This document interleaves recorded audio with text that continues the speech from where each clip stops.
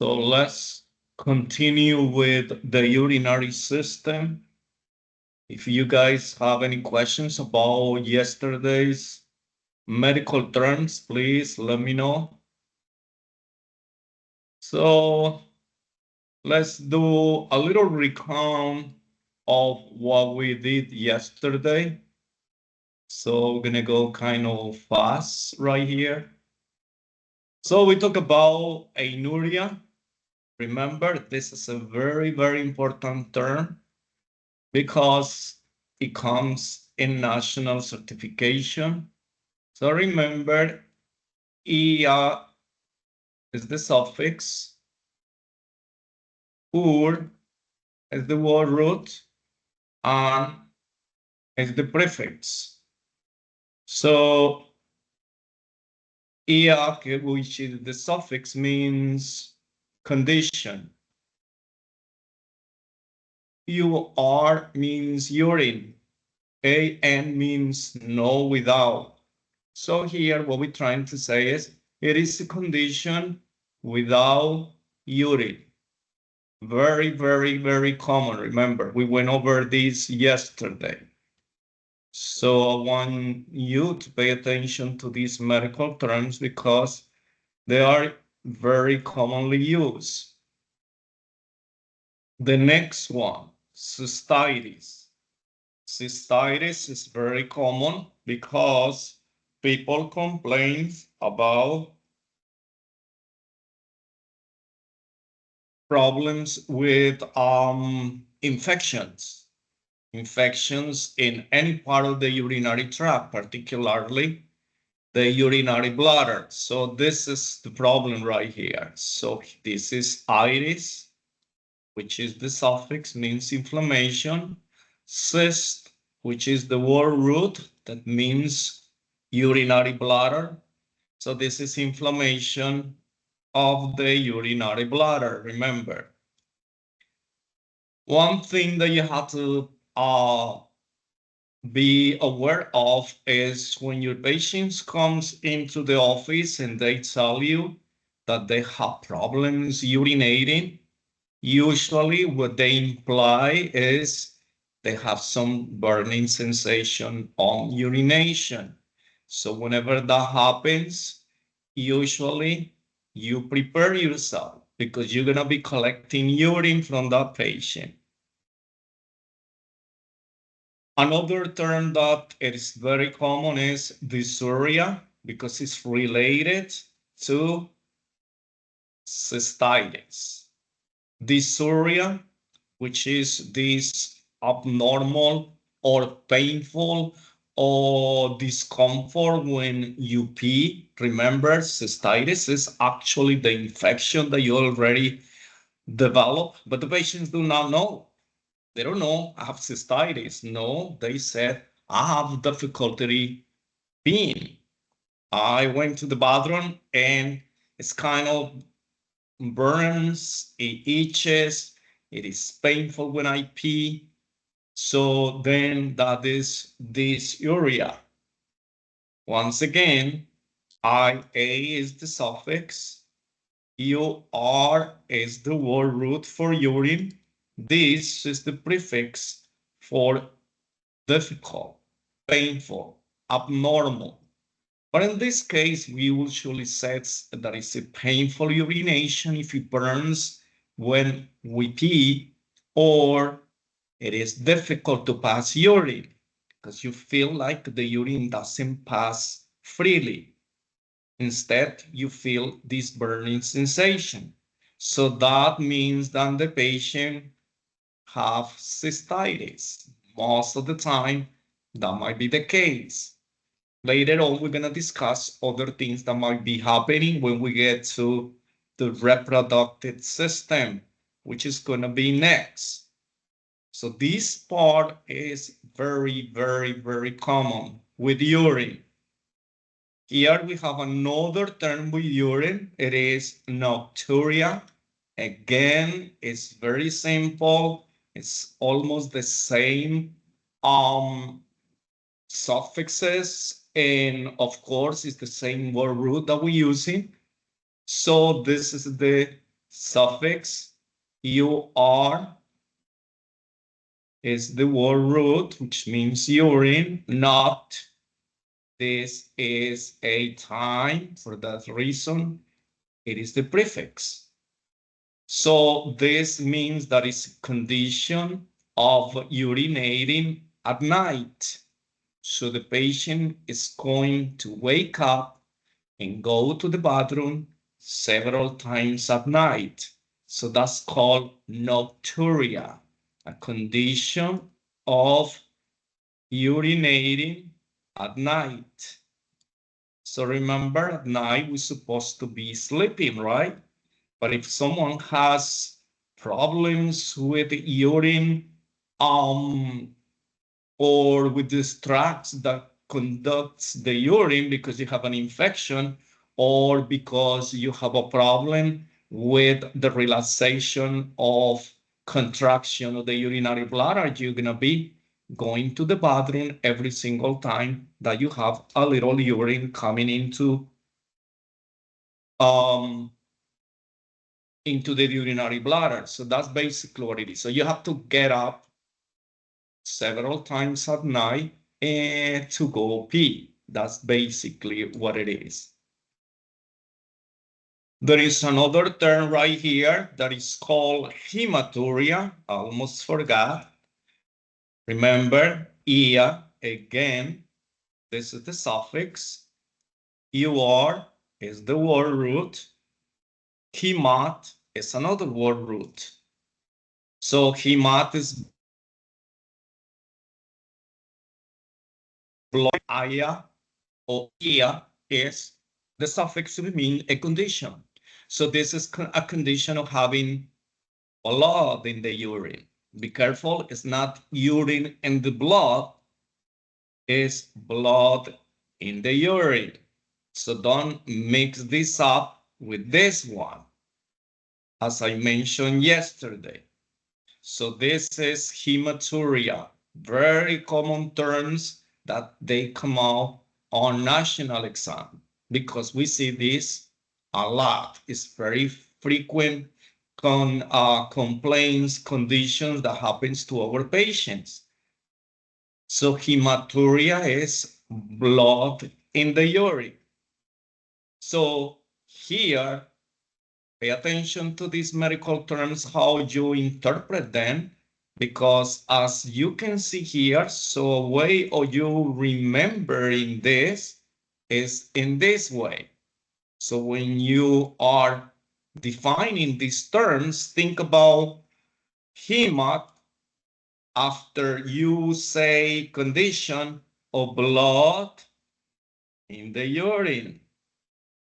So the same here. So this is a condition. This is blood, is a word root, and this is urine or urea. This is another word root. So you go exactly the same way. You're gonna go suffix first, and then you go the word root, that is the first one. So this is a condition of having urea or urea. See, you go suffix, you go to the first word root, and they go to the middle, just as we did right here, so you don't mix them up.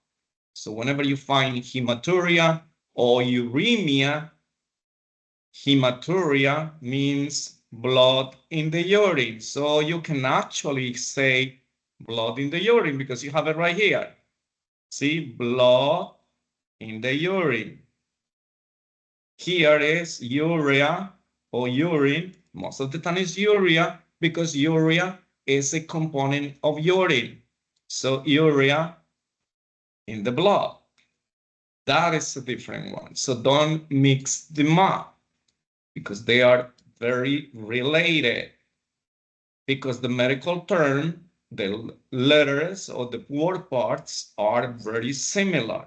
But you need to understand that one is blood in the urine, the other one is urea in the blood, not the other way around. So those are the things that I want you to remember always, because it's very, very important.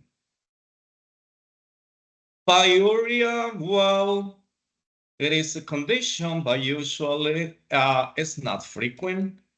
But just in case, once again, here is the suffix, which is a condition.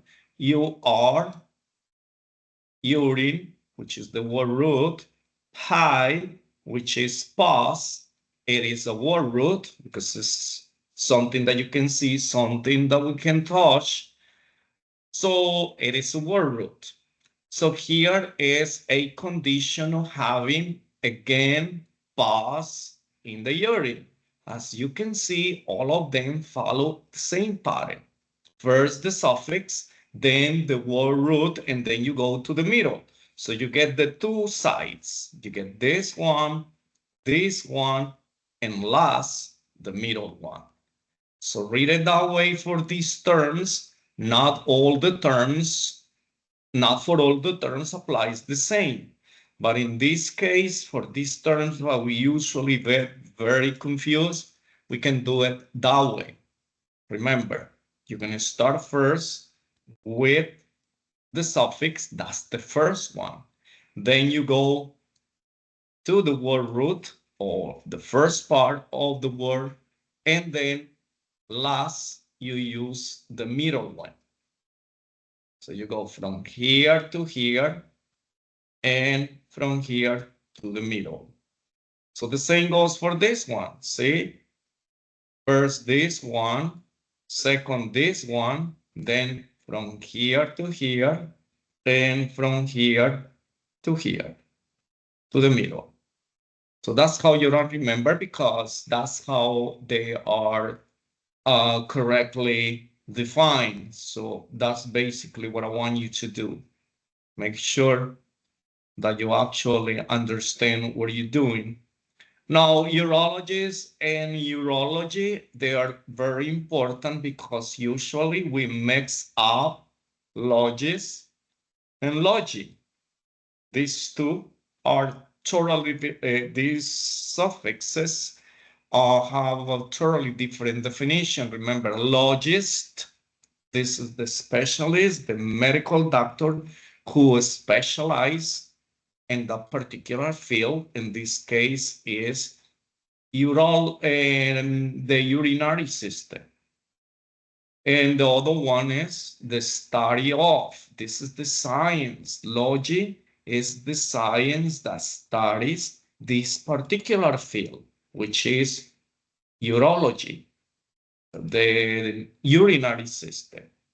So don't get this twisted, because otherwise you are going to get it wrong. So every single time that you see logist at the end of a medical term, you know that this is the specialist.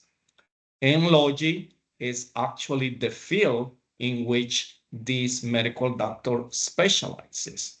Always repeat to yourself. Urology. Okay, I'm going to the department urology, but I'm going to be evaluated by an urologist. I was referred to the department of cardiology, but I'm going to be seen by the medical doctor, which is a urologist.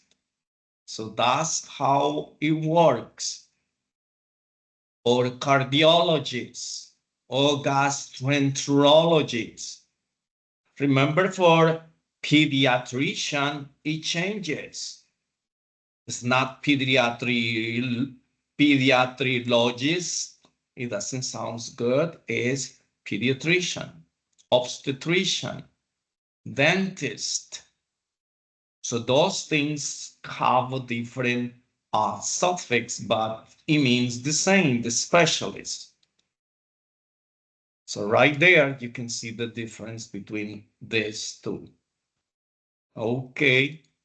Now that we review a little bit those terms that I really want you to know and to remember, particularly for exams. After all, you know, when you start working, you're gonna get familiar with those. But here is because you will be asked. Okay, moving on. Next slide. Let's talk about these medical terms that are not formed or built from medical parts. So hemodialysis, even though if this term can be divided, we don't divide them because sometimes they are diagnosis, this is a procedure. So dialysis is the procedure when the kidneys of the patient are not functioning properly. So for that reason, the kidneys are the ones that filters the blood and remove the wastes. If the blood goes back to the regular blood flow and goes back to the cells, and it has all these wastes because the kidney didn't clean them properly, then these cells are going to get toxic. It's going to be intoxicated. They're going to die, and we are going to die. So for that reason, when someone has damage to the kidneys and the kidneys cannot do its function properly, then we need to use dialysis. But in this case is hemodialysis because what we are trying to do is remove the blood from the veins and pass it through a machine that is called dialyzer and clean the blood because the kidneys are not doing it. So then we have to do it externally. So the patient has to go at least 3 times per week. And each section lasts between 3 to 5 hours. So that is the time that takes to clean all the 5 or 6 liters of blood. So it is the time that takes for the blood to pass through this machine outside of the body. And then this machine cleans the blood, sends it back to the patient's circulation. Now it is clean. Now it doesn't have all these wastes. So the patient has to go to a dialysis center and do this. Otherwise, someone has to go to the patient, bring a mobile machine and do this process just in case that the patient cannot make it to the dialysis centers for some reasons. But most of the time, the patient has to go to the dialysis center. Sorry. That is basically what it is. That is called hemodialysis. Remember, when you hear about someone going for hemodialysis, means this person has a failing kidney.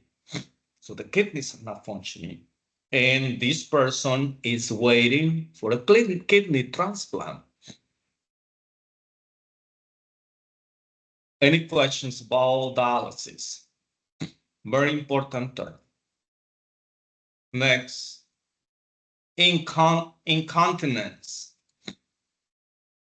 Incontinence is another medical term that we do not break down. It's difficult. It is not possible. It's a medical term, but we cannot divide it. It's not, doesn't have parts. You cannot say incon and tenants. No, it doesn't work because it doesn't exist any of those parts. So we just mentioned the entire word as incontinence. So what is incontinence? There are different types of incontinence, but incontinence is nothing else than the inability of the patient to pass urine. So the patient have problems urinating normally. So usually this urine comes out without the patient even realizing it. So that is incontinence. Remember, the patient's urine start coming out from the urethra without prior notice. Next thing you know, and you are leaking or you actually peeing yourself. So that is basically what it is. That's because the urinary bladder has some problems closing some valves at the end of the urethra. So let's see right here. Let's see the, I think that we don't have, yeah. So let's use this right here. So this is the urinary bladder. So let's say this is the urinary bladder, the whole thing. So here we have a valve. This is like a little lock, if you will. These muscles needs to tighten and close as the urine start filling in. But this little valve right here opens up. It stays, this valve right here that connects with the urethra, because the urine start filling in from the kidneys. So it fills in, and the only time that you feel like you want to pee is when this urinary bladder is half full. Before that, we don't feel like we're going to pee yet. So this little valve right here that we call it sphincter, it is kind of relaxed, to relax. So urine starts coming out. Or the muscles of the urinary bladder start contracting. They're supposed to start contracting when the urinary bladder is half full, because then is when you have like the urgency to go pee. When you feel like you want to pee, it's because this membrane, this sac where the urine is at, the urinary bladder, contracts. So when they contract, it squeezes the urine out. It's squeezing the urine out. So then this valve right here at the entrance of the urethra opens up. But sometimes that valve just stays relaxed. So as soon as urine start coming in, well, urine start leaking. When you cough, urine goes there because you create pressure right here in the abdominal area. You create pressure. So this urinary bladder pushes the urine out. Whether you are doing exercise, moving, laughing, coughing, talking, singing, whatever you're doing, or lifting something, then that urinary bladder is going to push down the urine through the urethra, and the patient is going to leak some urine. So that is what is called right here incontinence. So we got to be very careful with that, because this happens at any time. And it's very common in females more than in males. In females happens a lot because of pregnancy. Think about here, the patient, the female has the uterus right here on top of the urinary bladder. Can you imagine? When the female becomes pregnant, well, this uterus grows a lot with the baby, with the fetus right there. So it creates pressure over the urinary bladder. It's kind of pushing the urinary bladder down. So females, when they are pregnant, they go to the bathroom a lot. They pee a lot, very often. It's because of this, because the baby is on top of, well, the uterus with the fetus is on top of the urinary bladder. So it's causing pressure. It's kind of squeezing, pushing the urinary bladder down. So it's pushing the urine down. So that's basically what it is. So females suffer more of this than males. Males mostly are elderly. Most of the time, males suffers of a urine retention, meaning that the urine do not come out from the urinary bladder. So that is how this works. That's what we call incontinence. Remember, involuntarily, the patient pees themselves or the urine leaks out without wanting to go to the bathroom. Any questions about incontinence? Okay, moving on. Renal calculi. Well, renal, we know, are the kidneys. Calculi are stones. Stones. Sometimes we said calculus. The little stones, but these are in the kidneys because we can have stones um in the blood or in the gallbladder. Remember, gallbladder, urinary bladder are two different things. We're gonna mention that later on. For now, we are talking about kidney stones. So when we hear about renal calculi, we are talking about kidney stones. Remember, incontinence, kidney stones. So think about this. Kidney stones are produced by excess of calcium and sodium, but mostly calcium. So that's one of the reasons why you shouldn't be taking calcium supplements without the prescription from your doctor. Because if you take excess of calcium, this calcium is going to cause a problem, which is form these stones, these renal calculi. Now, you're probably going to end up in the emergency.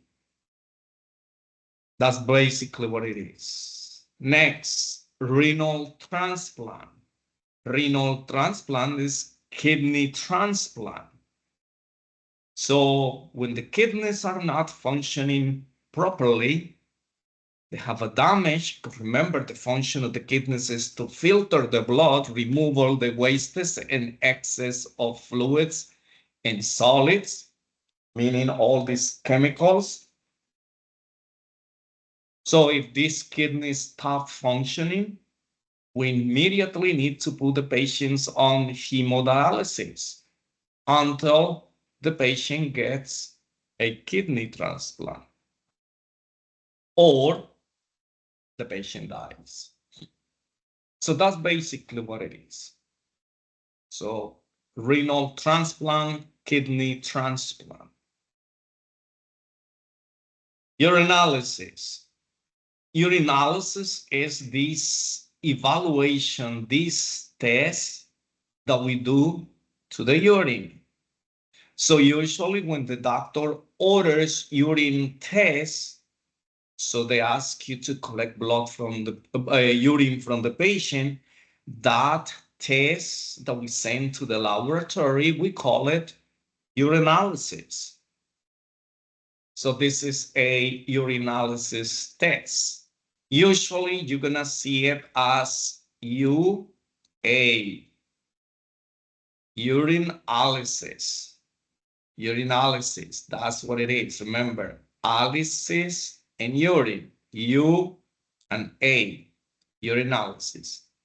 So when you see that the doctor writes in a paper and it says, hey, collect this from the patient, collect UA, immediately you know that the patient is, the doctor is asking you to collect urine.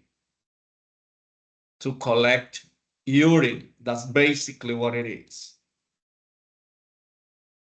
So be careful with all these terms because these terms, particularly urinalysis, incontinence, they come in national certification.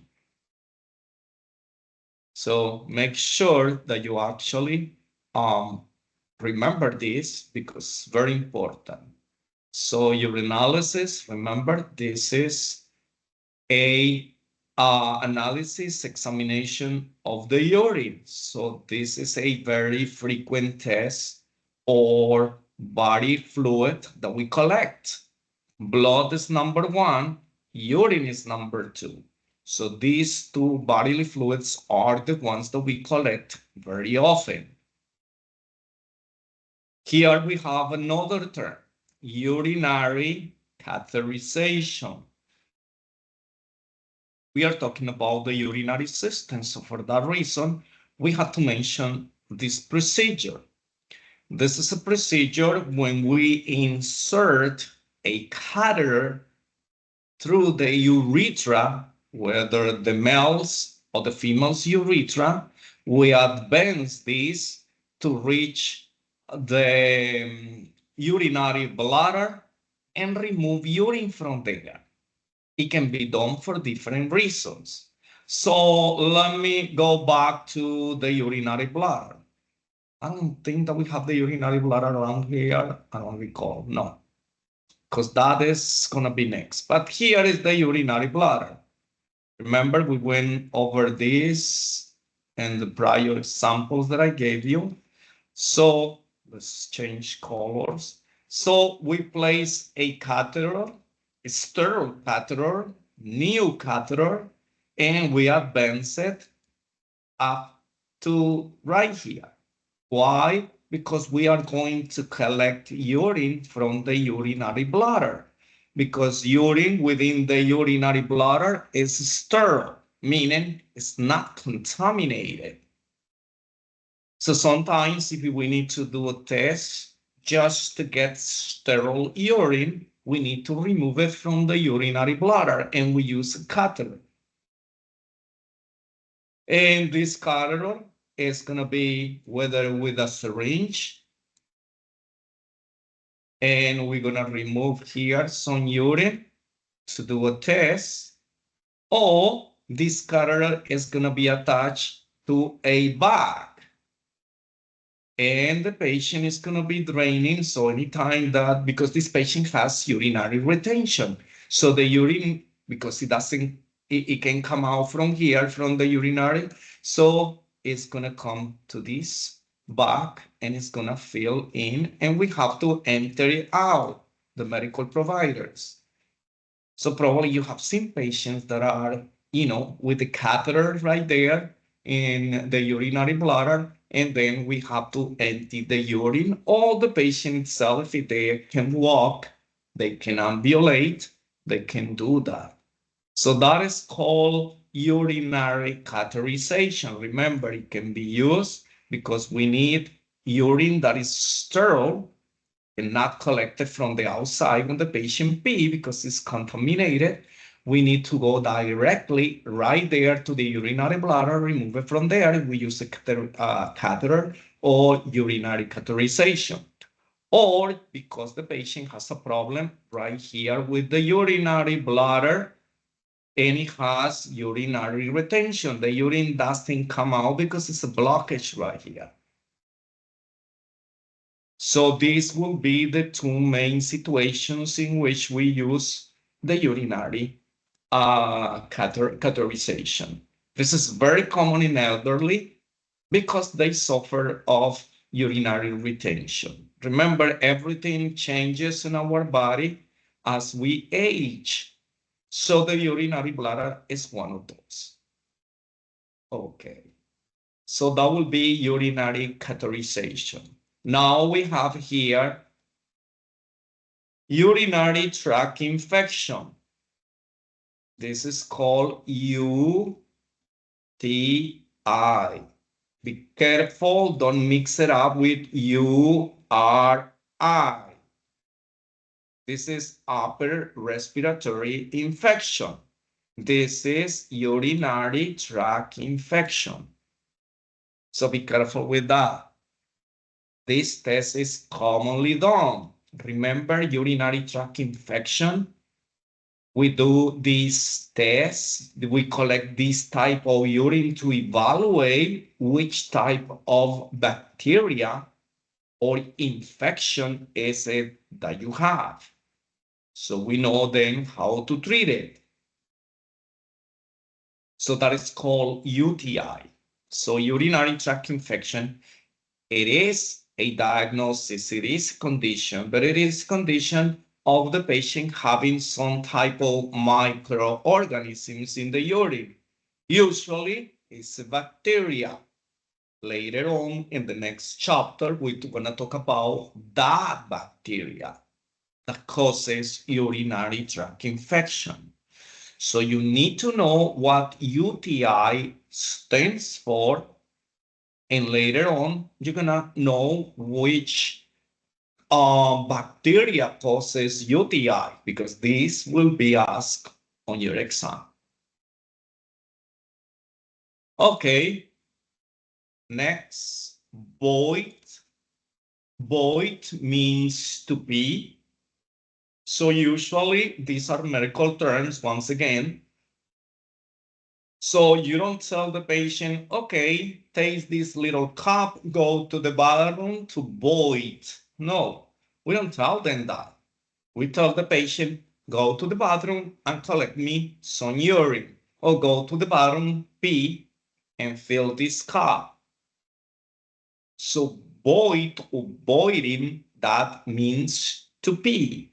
Of course, there are other medical terms that means to pee, like micturition. But for this time and for this chapter, we're going to cover just void, not micturition. But this is another term that is used to define to pee.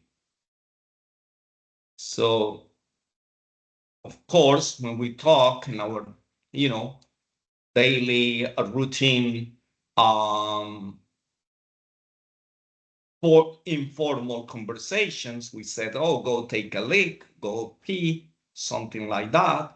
But in the medical literature, the medical documentation, we are going to write down to void or voiding, if that's the case. So that's basically what it is. Okay. Any questions about these terms that are not built from word parts? Remember, hemodialysis, incontinence, renal calculi, renal transplant, urinalysis, urinary catheterization, urinary tract infection, and void or voiding, meaning to urinate or urination, void. Okay, let's move on. I think that before we reach the pre-test, we have a couple of abbreviations, or I might say acronyms. Let's add here. Oh no, I have it right here, UTI. UA, remember, urinalysis. UTI, urinary tract infection.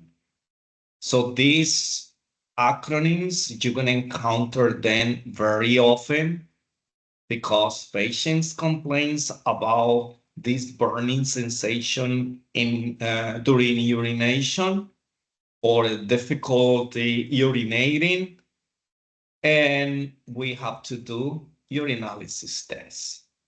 So that's basically meaning we have to collect urine. Remember, you have to be prepared. You have to be ahead of the game. The worst thing that can happen to you and the patient is that the patient comes with a complaint and the patient asks you, oh, what is the bathroom? Remember that these patients that are having urine symptoms, they're going to go to the bathroom often. But whenever you need to collect urine, then they're not going to be available to give us to us. So we need to make sure that we collect the urine when the patient complains about something related to the urinary system. Because believe me, 100% chances that the doctor is going to order urine. So this is what I do, or I would do. Patient comes in and the patient tells me that they have some issues with urination or passing urine. Immediately, I'm going to tell the patient, well, Mr. and Mrs. Smith, if you feel like you want to go to the bathroom, please let me know because I need to collect some urine, okay? This is just in case. 99.999%, the doctor is going to ask for it. Other than that, it's not a problem. If the doctor didn't order it, no problem. I'm going to discard that urine. But what if the doctor asks you about it? And the patient now cannot go to the bathroom because that's how it happens. You want to go to the bathroom now, but when I ask you to collect urine, now you cannot go. So usually the patient is going to tell you, well, I just went to the bathroom. Remember that I told you what it was the bathroom? You didn't collect it then. Now you have to keep the patient over there. You have to give them some water and wait until the patient wants to go again to the bathroom. So we do it in advance. We give them a little container. We ask them because sometimes they don't ask. Sometimes they've been there before. They know where the bathroom is at. So they don't know. They're not medical, so they don't know whether the doctor is going to order urine and they were supposed to remind you, hey, are you going to collect urine because I want to go to the bathroom? No, we have to be ahead of the game because we are the medical providers. So that's how you are going to do this. And then you're going to be looking good over there in front of your doctor, in front of the patient, and you're going to be very efficient. So that's how it is. Okay, so let's see how much we learned from this chapter. Question number 1, inflammation of the ureter, renal pelvis, and kidneys. Remember, inflammation, that's the first thing that you have to look at. Then ureter, renal pelvis, and kidneys. You see how many things are there? So take a guess. And you got the right one. Okay, let's see how many of you are going to get it right.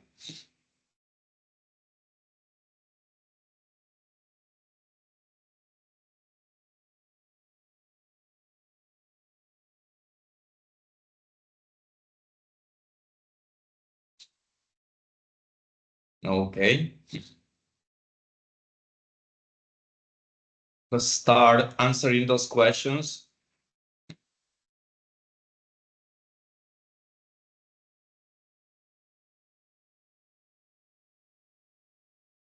I got letter C. It's giving me a hard time with typing in my answer. I got it. Thank you. Okay.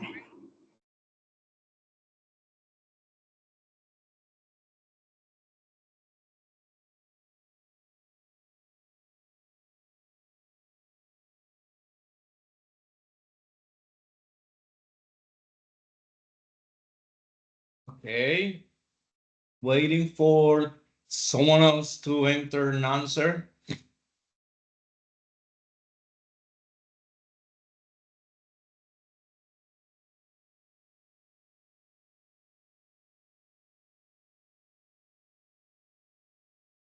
I gave you lots of hints right there, so it shouldn't be difficult, particularly this medical term. It's kind of easier.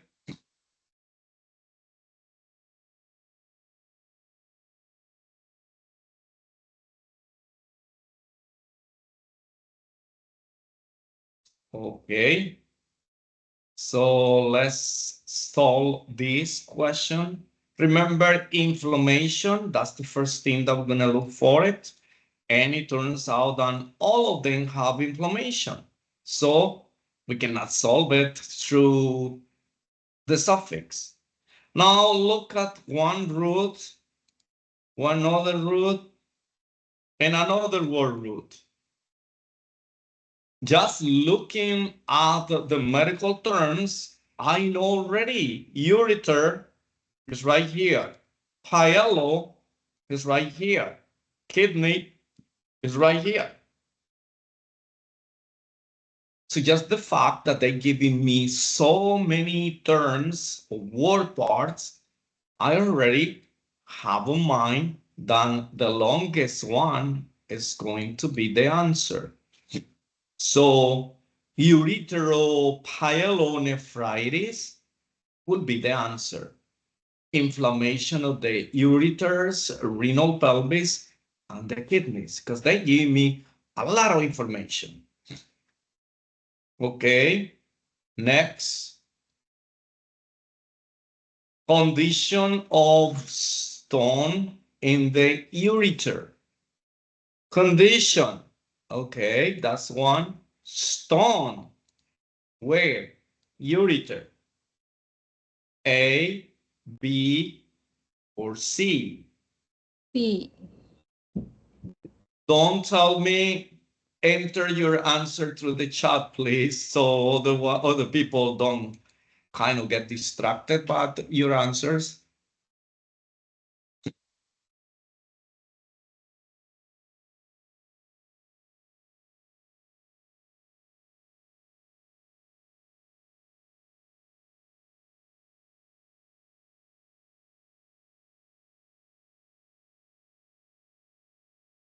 Again, look at the question and they give you the answers.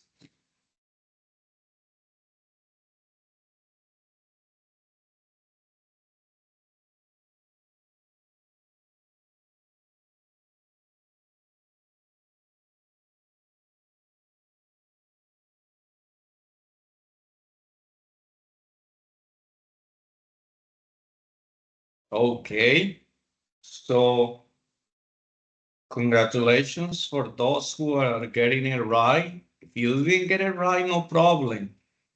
Just learn from every single question. So here it says the condition. Yeah, ASIS is a condition. ASIS is a condition. ASIS is a condition. Doesn't tell me much. Now said stone.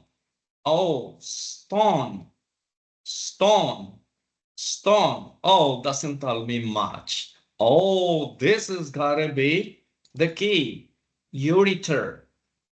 So here it says pyelo, renal pelvis. This is not the answer. Cysto. This is the urinary bladder. It's not. The ureter is written right here. So ureterolithiasis, that is the correct answer, which is a condition of a stone in the ureter. Remember, it's ureter, not the urethra, which is different. Good. So once again, you guys did a great job. Just follow some of the cues. Remember, I always remind you that read the question carefully because 60% of the time, the answer is within the question. And if you're not kind of focusing on that, then you're gonna miss a lot of stuff. Number 3, surgical removal of the urethra. Surgical removal of the urethra. A, B, or C?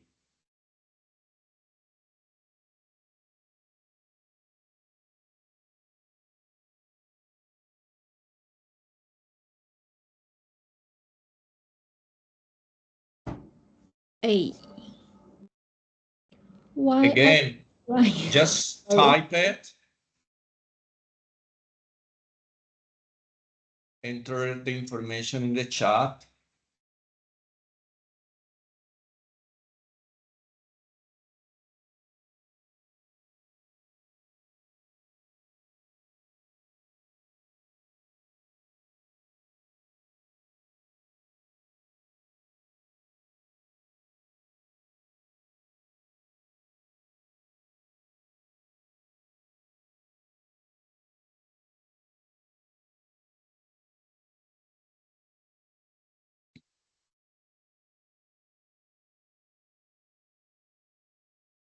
Okay, going once. Anyone else?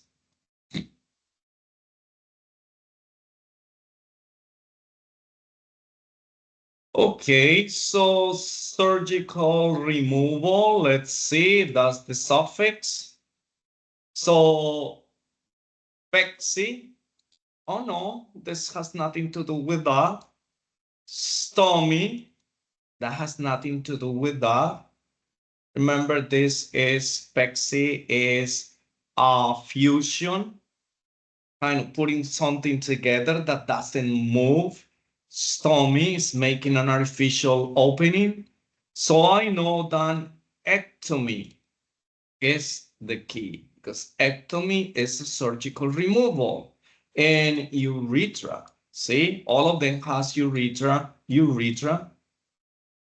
but this is fixation of the urethra. You are fusing that. This is making an opening, and this is the surgical removal. So the correct answer is A. Again, sometimes we have to just go for the parts that are not too common in all of them, because that's what is going to give us the answer. The word root was the same. Now the difference was going to be the suffix. Let's go for the next question. Question number 4. Surgical repair of the kidneys. Surgical repair of the kidneys. A, B, or C? Again, don't tell me, just answer the question.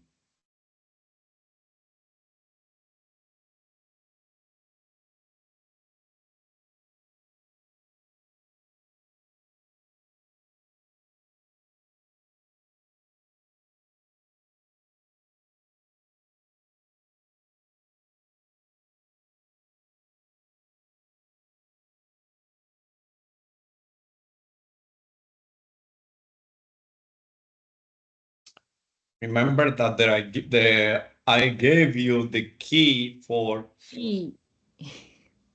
Remember, don't say anything over the microphone. Write it down, send it to the chat, so everybody has the chance to get to go over the question.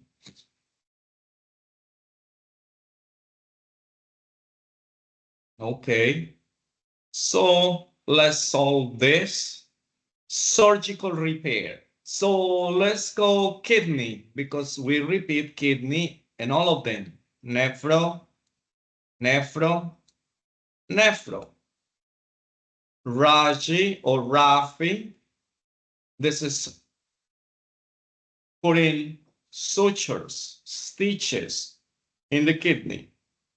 Well, they asked me surgical repair. Pexi is remember, fixation of the kidney. We are fixing it. We are putting something there to make it, to fuse something within. Well, plastic, remember that I told you the plastic, think about plastic surgery. So whenever you have plastic surgery, what is it that we do with plastic surgery? We repair something that it doesn't look good, that it is damaged. So we repair it. So the correct answer is A, nephroplasty. So surgical repair of the kidneys. Okay, so let's go for question number 5. Let's remove all this. Incision into the bladder to remove a stone. So we have here incision, bladder, stone. So that's what we have to look for. Forget about any other additional wording. You have to go for the parts. Always try to find, well, do we have a prefix? Do we have word roots? How many of them? Do we have suffixes? So then we solve it. A, B, or C. So once again, A, B, or C.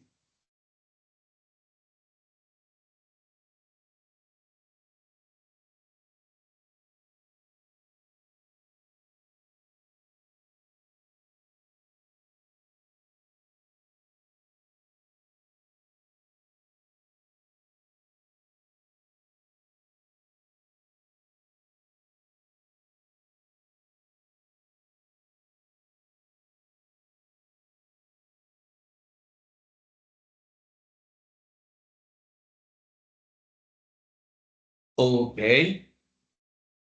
So let's solve this. It says right here, incision. So Tommy is incision. Tommy is incision. Oh, here it is Tommy. This is not. So this one is eliminated. Then we go for stone. Litho, litho. Well, I cannot solve it yet. Let's go for the incision. So it says right here, incision into the bladder. Oh, what is the bladder? Urethral. Oh no, these are the tubes that drains urine from the kidneys to the urinary bladder. So this does not apply. So what is bladder? Cysto. Cystolithotomy. Cystolithotomy. So this is an incision into the bladder to remove a stone. So correct answer is letter B. Remember, you have to go through all the parts of the medical term to make sure that you get the right answer. So if I count as I did, mark the parts within the question, then I look for those parts. There are three parts: incision, bladder, stone. So if I have more than, not good. If one of them do not match, process of elimination, I'm going to remove that. Okay. Any questions?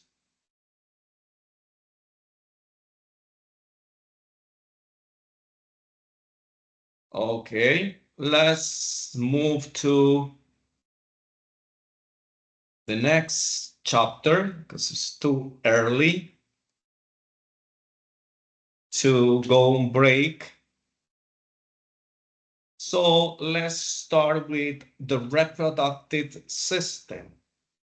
We have certain things in common with the urinary system. Why? Because the urinary system in males is the same as the reproductive system. So they have some, not the same, but they have some organs that they share. So they use for the same purpose. So let's see how this is going to play out. Because we are talking about, we talk about the urinary system, so then you know that has to do with urine production. Now we are talking about the reproductive system. So the reproductive system, we are talking about reproduction. So we are going to be talking about males and females reproductive organs. So we always have to kind of correlate these titles of the systems with what is it that we're going to expect to find there. So let's see which are the organs of the reproductive system, and what are those word roots that we're going to use, what are those prefixes and suffixes. Because here what we care is about the word roots, because we are talking about these particular structures. And then we attach suffixes that they are general, that they are common for other medical terms, for other word roots. So that's how this works. So let's see the first one. Introduction to the female reproductive system. So we are going to be using word roots from the female reproductive system. The ovaries, the fallopian tubes, the uterus.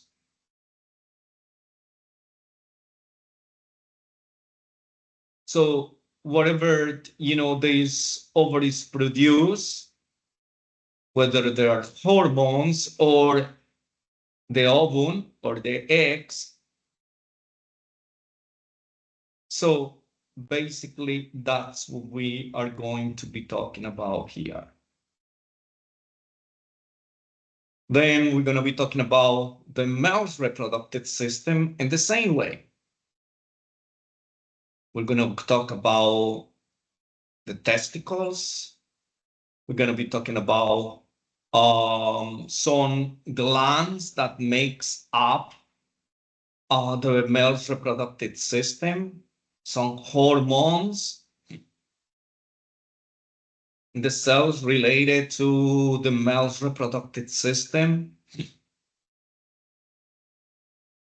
So basically that is the purpose of the class, to get some word roots. Remember, most of the word roots for the systems are body parts. And then we add any of the suffixes that we have go over, and any of the prefixes that we have used for other medical terms, so to form other medical terms, to build other medical terms, and then we're going to put it together and we're going to define them. Let's talk about functions. Functions, reproduction. So one of the functions of the reproductive system, whether in males or females, is to produce the eggs in the females, sperm cells in the males, to produce hormones in the males and in the females. Now, if we have all these cells, male and female cells, when they are united, they can provide conception or pregnancy. That is basically what it is. Of course, the process have other more, there are many steps and processes that goes along with this, but we are talking the basic part of the females and male reproductive system. Remember, this is just medical terminology. This is not the system. We're just trying to get some medical terms and get familiar with its parts and its definitions. That is it. So let's talk about these word roots for the female's reproductive system. First, cervix. This is a word root. Remember, we're talking about word roots. Cervix. This has to do with the cervix. Cervix is the lower part of the uterus. This is the canal from where the baby comes out from the uterus. This is the place where we do the test for the pap smear, or some people call it Papa Nicolau. So pap smear to check for those cells of the cervix to see whether or not the patient might have cervical cancer. That's the cervix. Colp. Colp means vagina. So we have different terms to say it. So this is one of those. The vagina, this is colp. There's a process that we're going to be seeing later on that is done to evaluate that particular area of the female's genitalia. Gynec, C-G-Y-N, gynec. That means women. This comes from gynecology, gynecologist. Hyster. Hyster means uterus. This is the uterus. We can say uterus or we can say hyster.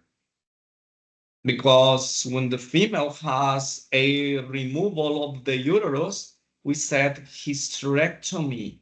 We don't say uterectomy. Doesn't sound good. It's hysterectomy. Mom. I'm sorry, what is hyster again? Uterus.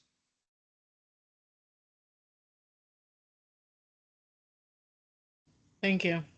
You're welcome. The uterus. Mom means breast. Breast. Remember, that's what we do a mammogram. We don't say a breastgram. No, in medical terms, we use a mammogram. So later on, probably have these terms, which are done. This is a procedure that is done to evaluate the female's breast. Just in case we suspect that there are some masses there, some tumors that might be an indication of cancer of the breast, because remember, cancer of the breast is very common. Mass means breast as well. So mammo or mom and mass means breast. So there are certain things that we do not say, let's say mastogram. Well, we don't say that to do a mammogram, but we don't say mammectomy. No, the removal of the breast is called mastectomy. So it depends what is it that we want to define, depends on the context. Again, we're going to use either or these terms. Men, this has nothing to do with males, with gender. No, this comes from menstruation or menstrual period, menses. This is men. Meter.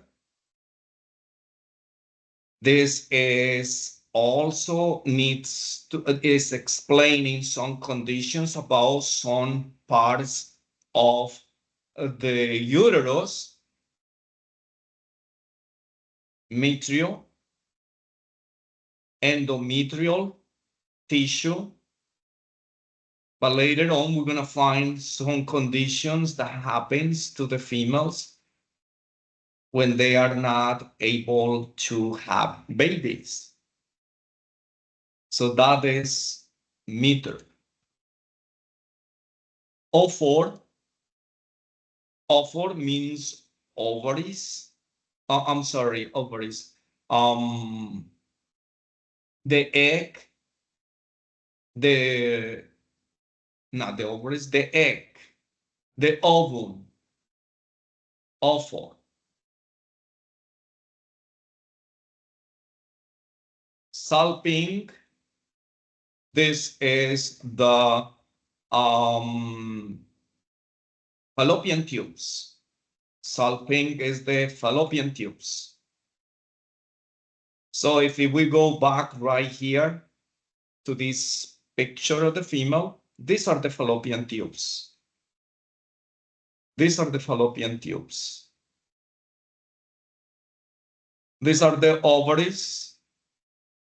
These are the ovaries. This is the endometrium right here, the inner layer of the uterus. That we call it metriosis or metrium. That's why there is a condition called endometriosis. And this part right here is the cervix. This neck right here of the uterus, the lower part. This is the cervix. And this is the vagina. This area right here. So again, this is just to mention some of the parts of the female's reproductive system. Vagine or vaginal, as the word implies, is the vagina. Once again, so we're going to mention some of those terms that are very commonly used to describe the structures of the female's reproductive system. Okay, so let's try to clean a little bit because I'm next. Continue with the male's reproductive system word roots. Orchid has nothing to do with the plants, with the flowers. Orchid means testicles. These are the testicles.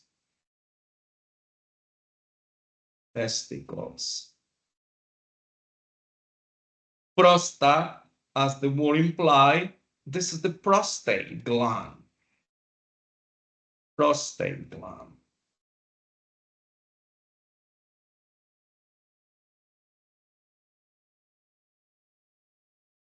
Scrot is the scrotum.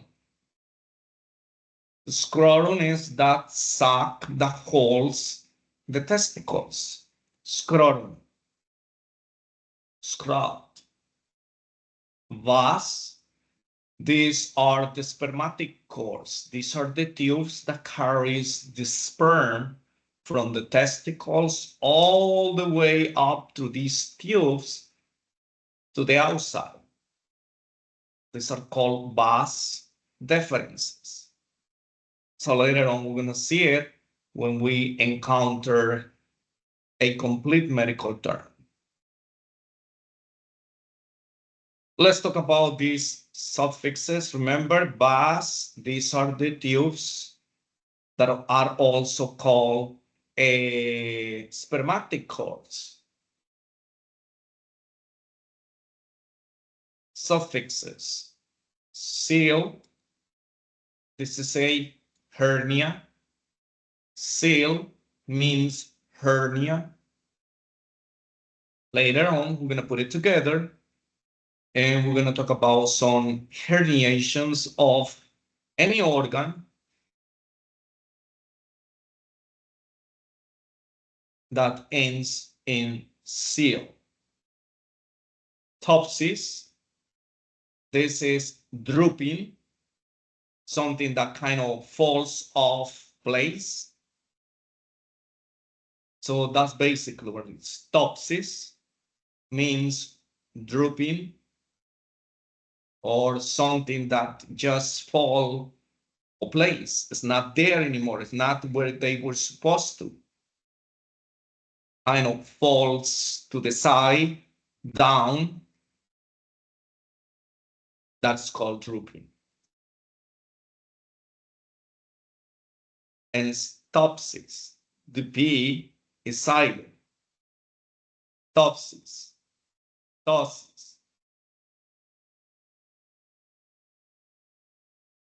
Next. This is a medical term of a radiologic or radiographic image of the fallopian tubes and the uterus. So we're gonna see here, hysterosalpingogram. So we're gonna divide this. First, we're gonna have gram. This is the suffix. O, it is the combining vowel. Salping, what is the word root? O, which is a combining vowel. Hister, which is a word root. So we have two word roots, two combining vowels. So we have two combining forms, right? So we have to mention it, combining form and combining form. Gram, remember, is a image, is the recording, but this is an radiographic image. So this is the radiographic image of the fallopian tubes and the uterus. We can say is a radiographic image of the uterus and the fallopian tubes. So here it is. Here is the uterus. And here are the fallopian tubes.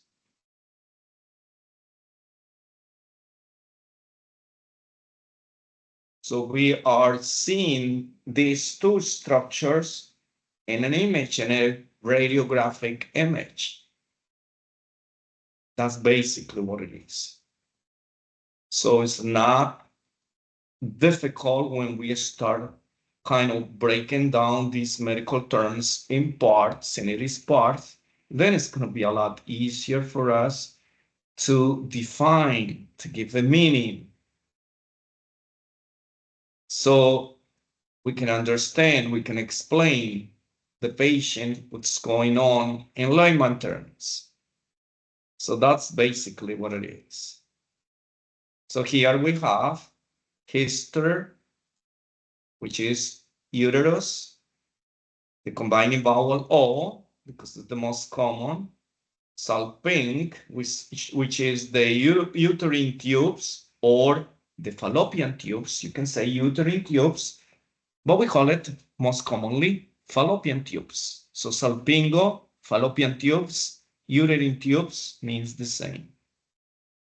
Another O, another combining vowel, gram, which means radiographic image. Once again, it's a radiographic image of the uterine tubes or fallopian tubes in the uterus. We can call these oviducts as well. Oviducts, because these are tubes.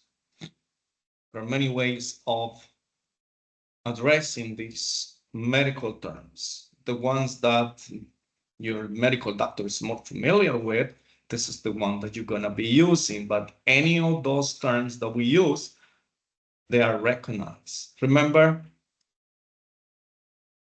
salpingo, uterine tubes, fallopian tubes, oviducts, they are correct.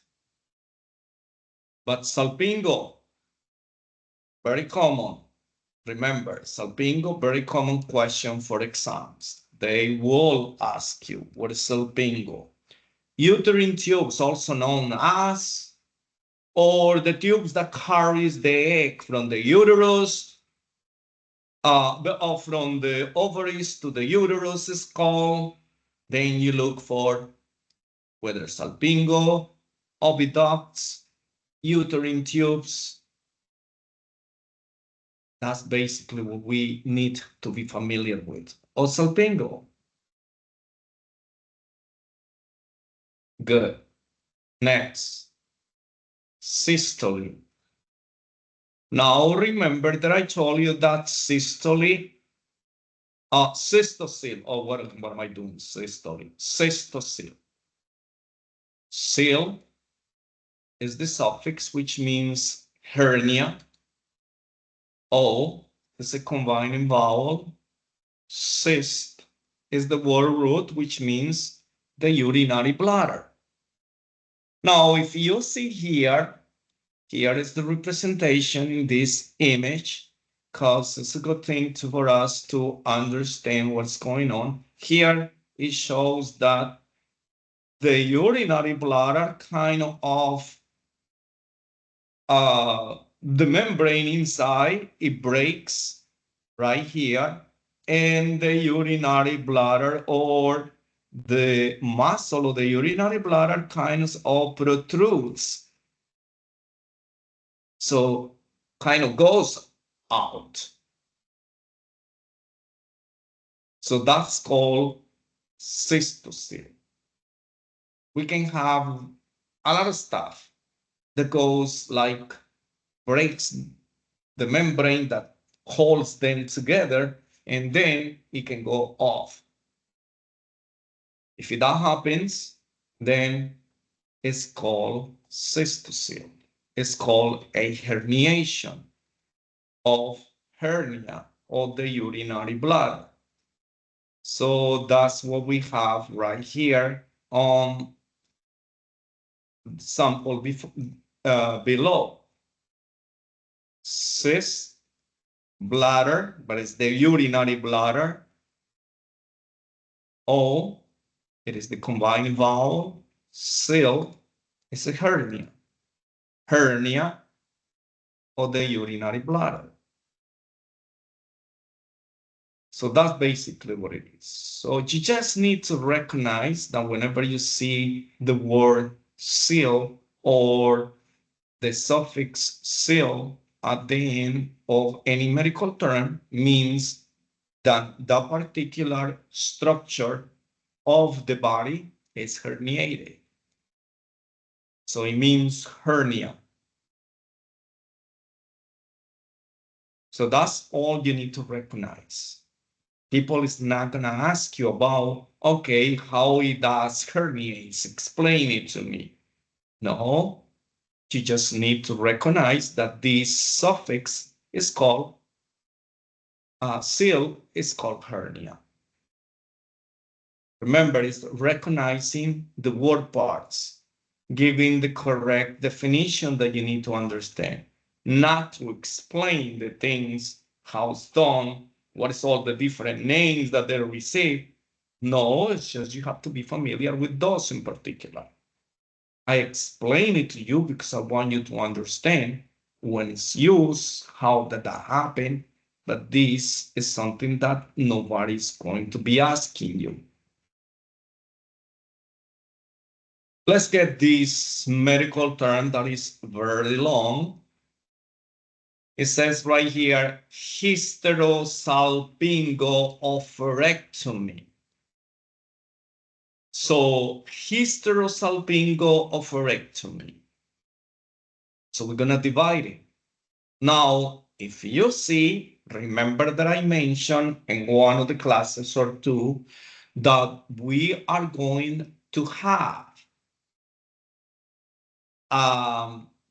we have to repeat a combining vowel because it's an exception to the rule when we have these medical terms that ends or initiates with the vowel. We're gonna have exceptions to the rule when we are going to be using a combining vowel. The combining vowel here is O. Combining vowel. Why do we use this? I don't know. I didn't create these terms. Remember, this is not English. This is Latin. So for that reason, someone has the great idea of creating these medical terms and it left it as it is. So we just follow the guidelines. We just follow those rules. Because right here, this word root begins with a vowel. So there is no need to have the combining vowel. But that's not what I decide. It's how, the person who created, invented these medical terms, that's how they saw it. That's how they wrote it down. So we just follow the same guidelines, if you will. So let's start breaking this down. Ectomy is the suffix. O4 is the word root. Salping is another word root. O is a combined vowel. Hister is a word root. So we have combining form. We have combining form.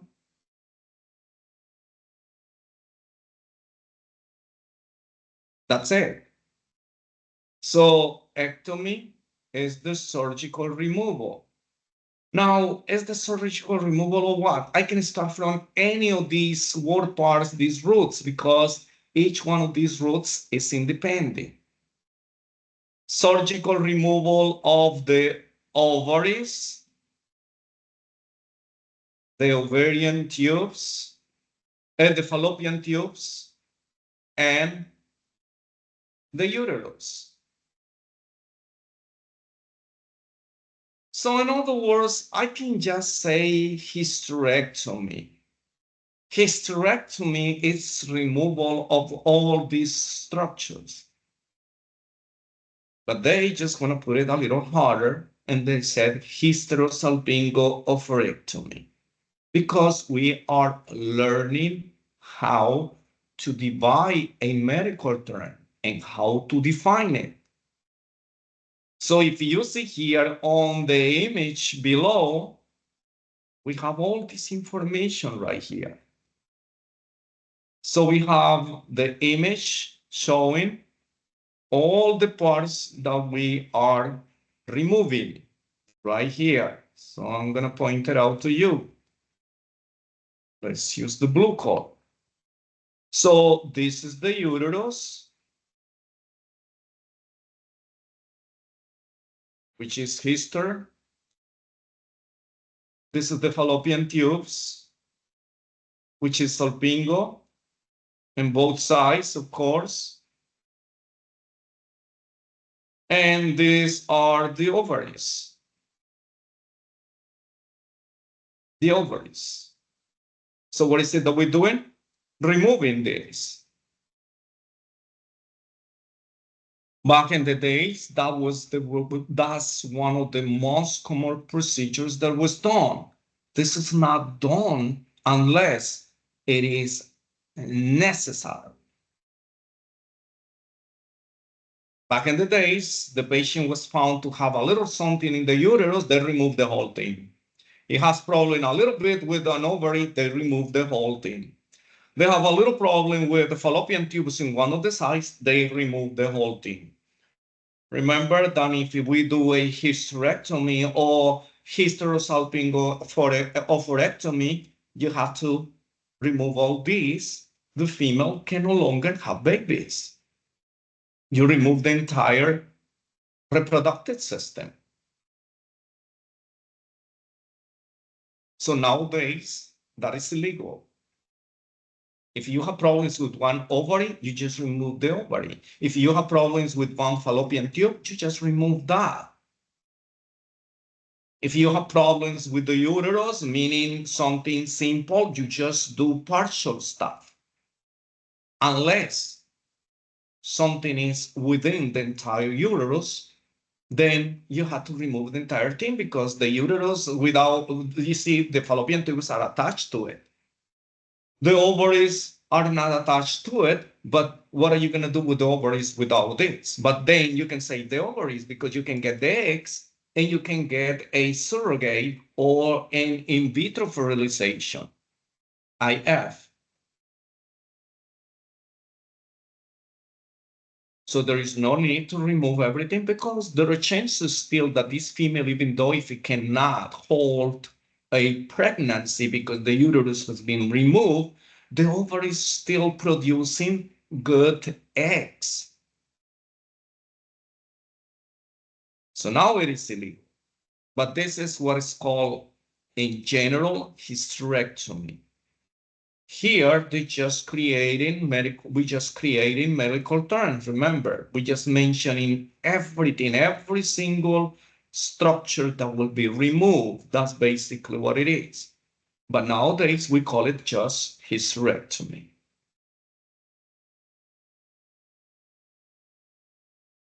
If somebody do hysterectomy on you, this doctor can be sued for malpractice if it wasn't necessary to remove all these. So that's basically what it is. So it says right here, hyster, uterus, O is one of the combining vowels, salping is the uterine tubes or fallopian tubes, remember, ophor is the ovaries, ectomy, surgical removal. Surgical removal of the ovaries, the uterine tubes, fallopian tubes, and the uterus.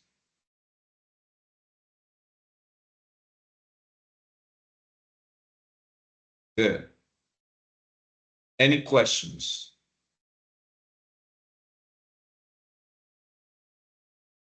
Once again, it takes a little time for you to kind of get most of these medical terms, so don't get discouraged if you don't do it, because it's not going to be easy. It's not. Particularly these medical terms that you never heard about it.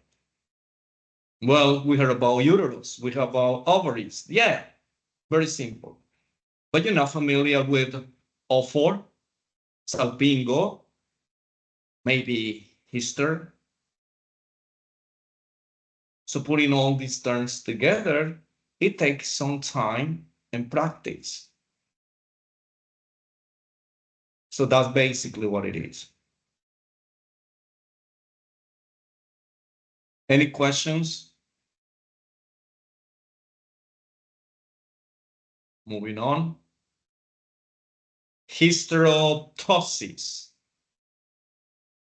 Now, remember, we are start using now these terms related to the males or females reproductive structures. Ptosis. Oops. Right here. This is the suffix. O is the combining vowel.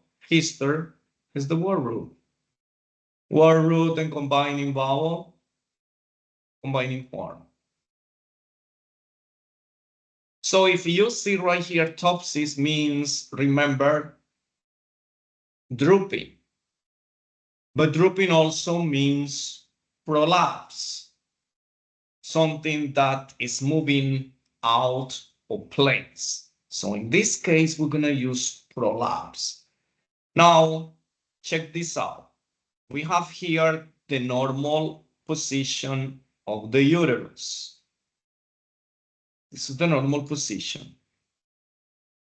Oh, my bad. Let me go back. This is the normal position of the uterus. Now, what happened to the uterus? See all these changes that the uterus have? Now it prolapses.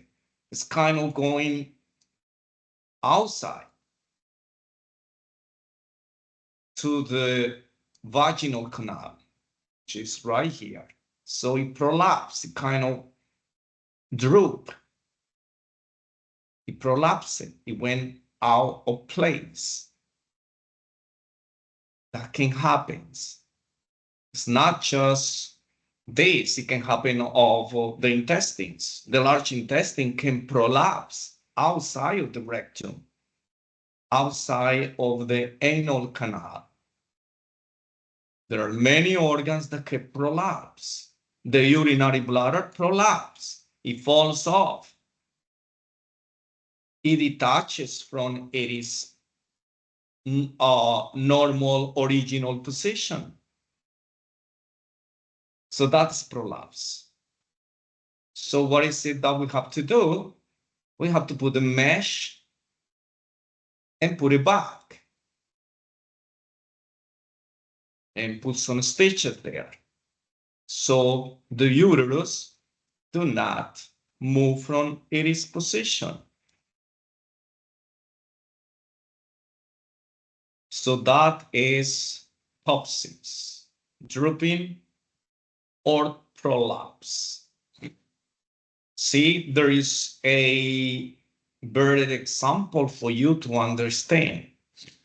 When someone has Bell's palsy, facial paralysis, or stroke, one side of the face droops, do not prolapse. We call it drooping.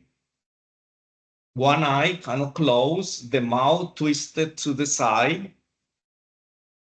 So we look at the person, we see something very different. One side of the face kind of droops, falls to the side. So you said, oh, something is going on with this person. Doesn't look normal.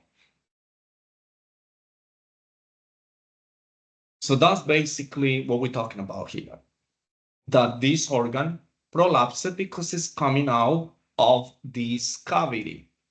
Otherwise, it is called drooping as well. Any question about ptosis? Next, mammography and mammogram.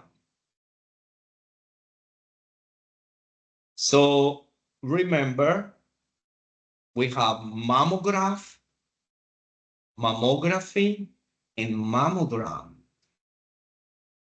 So let's start with mammogram. Gram is the suffix. O is the combining vowel. Mum is the word root. Remember, gram means a radiographic image. Mom means breast. So we have a radiographic image of the breast. Is this picture right here.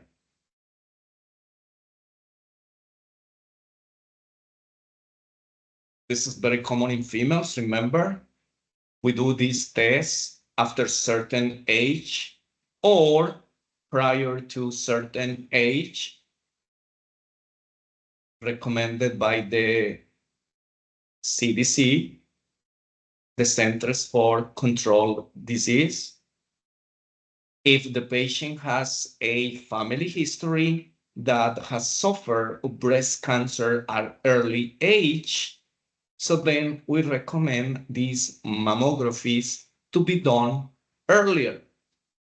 Same with cervical cancer. Same with any type of cancers. That's why it's very important for us to ask family history on the patients. And the patient needs to fill out a form with all these most common medical conditions. But remember, we might have, the trait or inherited some of these conditions from our parents. So we have to follow that. So mammogram, again, it is a radiographic image of the breast. We have here mammography. Remember, mammogram is this picture because it's the image of the breast. It's a radiographic image. Mammography, on the other hand, graphy is the suffix, O is the combining vowel, mom is the word root. So graphy is nothing else than the visualization. Now we are visualizing. This is the, this is the process of doing the mammogram. So this mammograph, the machine that we use, is taking all the images, processing all the images of the breast, all the tissues, to provide us with the view later on. So this is the process that the machine does. Remember, the machine is just capturing all the features inside the breast so we can have an image. That is mammography. So these terms, once again, we tend to kind of mix them up because sometimes they look very similar. Mammogram, mammography, mammograph. This is like electrocardiograph, electrocardiography, electrocardiogram. So if we know how to define each one of these suffixes, we are going to be able to define the entire medical term. So that's how we do it. So it's very important for us that we actually follow the guidelines to read, to interpret the EKG. Oh, to interpret the EKG. What am I talking about? To interpret the medical term. Remember, we always start from the suffix and then we move kind of backwards. If we have word roots that are independent, so like the structures are independent, then we can pick either or. But if it is something that is within some of the other word roots, if we have more than one, then we need to make a decision, the right decision to pronounce it, to define it correctly. So here we have the term mom, which means breast, O, which is the combining vowel, graphy, which is the process of a radiographic image. So this is the process of capturing this radiographic image.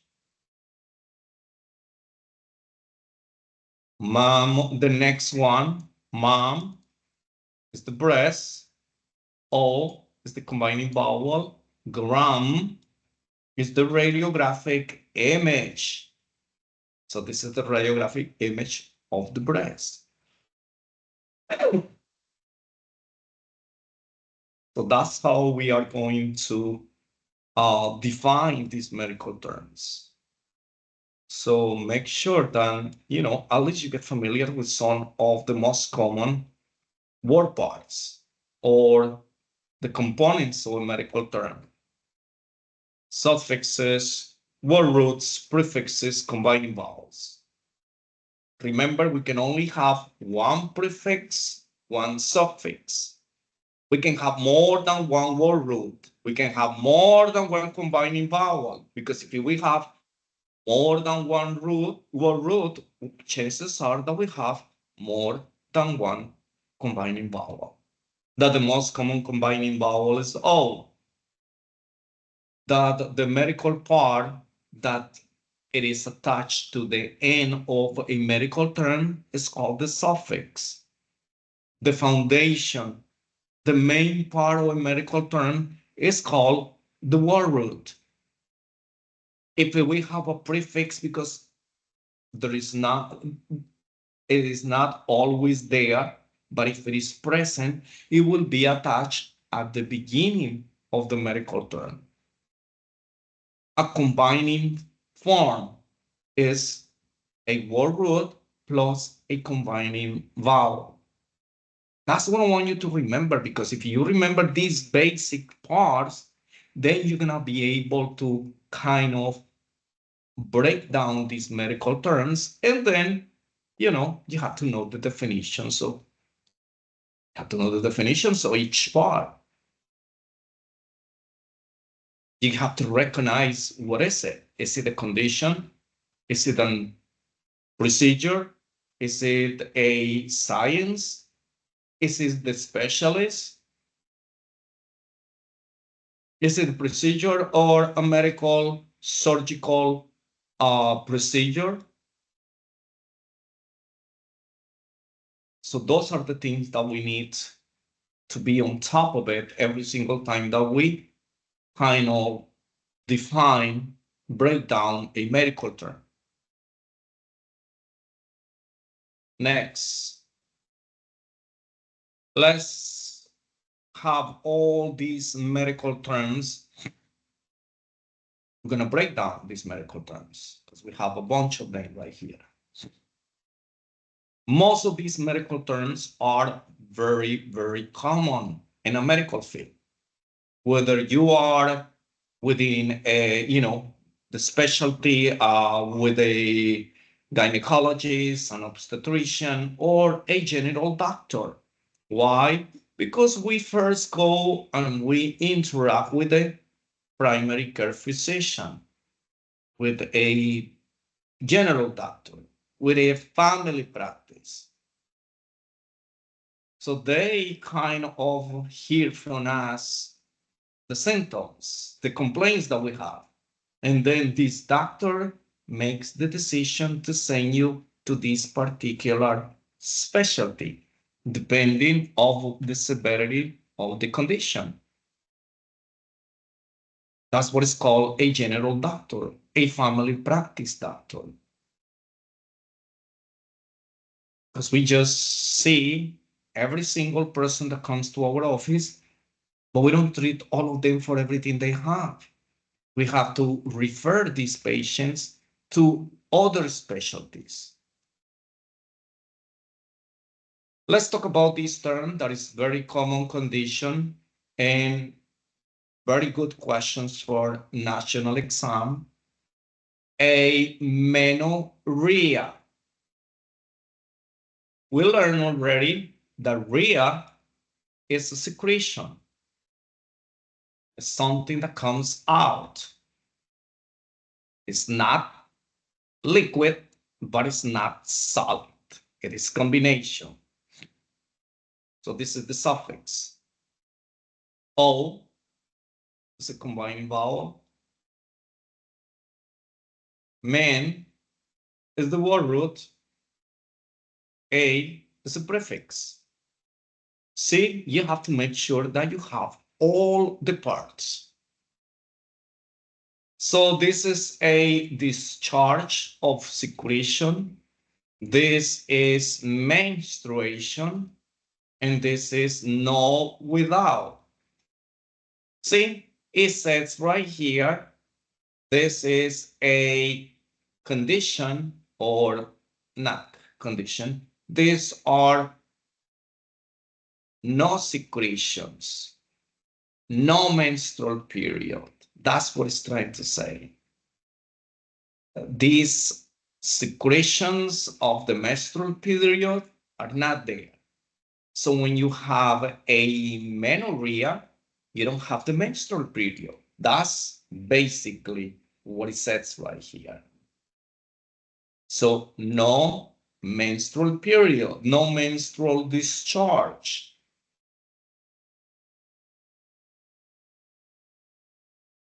So that's basically what it is. No menstrual discharge. In other words, there is no menstrual period. There is a very, very common situation that brings females to the medical doctor. They stop by the medical office and says, I want to see the doctor. And when we ask what is the reason, some of them might say it, but they're gonna tell the doctor says, hey, I'm missing my menstrual period. So when you miss your menstrual period, there is only one thing that we can think about it. Because if you are having the menstrual period and suddenly stops, so that means probably, and usually that's what we rule in immediately, that you might be pregnant. So we do urine tests, pregnancy tests, and then we send for the blood test to confirm. So amenorrhea means no menstrual discharge. Any questions? So this is often very common, one of the reasons why females visit the medical doctor. Amenorrhea. Cervical. AL is the suffix. Cervic is the word root. AL means pertaining to. Cervix is the cervix, this lower part of the uterus. So pertaining to this lower part of the uterus, pertaining to the cervix. That's how it is. Simple, because it's not giving you more specifics. So we know what is the cervix, we know what AL stands for. So as the suffix, so we said pertaining to the cervix. Next. Cervicectomy. Cervicectomy. So we know ectomy is the suffix, which means surgical removal. Cervix is the word root, which means the cervix. Once again, lower inferior part of the uterus. This is a surgical removal of the cervix. Why do we remove the cervix? Because cancer, cervical cancer, is very, very common. Are we going to remove just a little piece? Well, this is a medical term. So we might have to remove the entire uterus, but this is to apply the medical terms that we're learning. Cervicectomy, remember, this is removal of the cervix. Cervicitis. Cervicitis, believe it or not, is common. Itis is the suffix, which means inflammation. Cervix is the cervix, which is a word root. Inflammation of the cervix. Inflammation of the cervix can happen because of a sexually transmitted disease or a fungal infection. Most of the time, it's a sexually transmitted disease. Very common. Gonorrhea, chlamydia, or some fungal infection.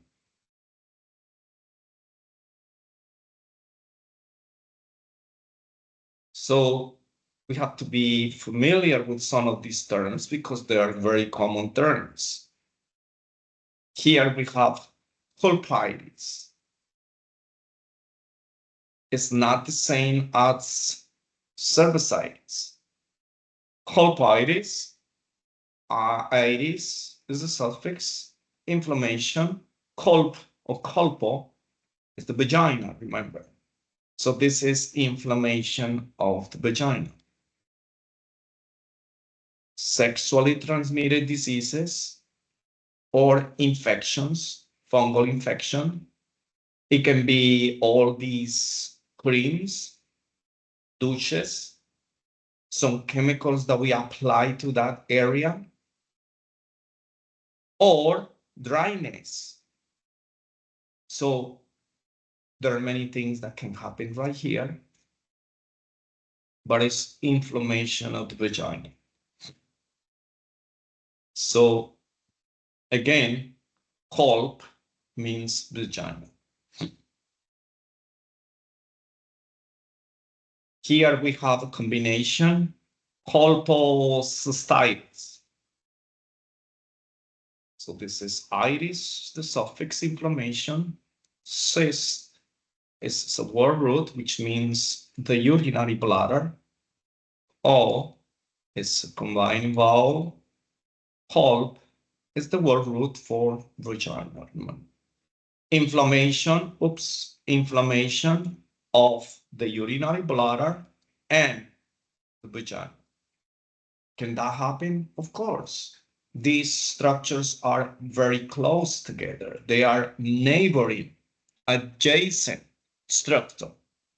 So if something happens to the vagina, it's going to move to the urinary bladder. And if it's not treated, it can go up to any other structures. It can go to the fallopian tubes, the entire uterus. So once again, it's just putting together all these word parts, anatomical structures with different suffixes and prefixes.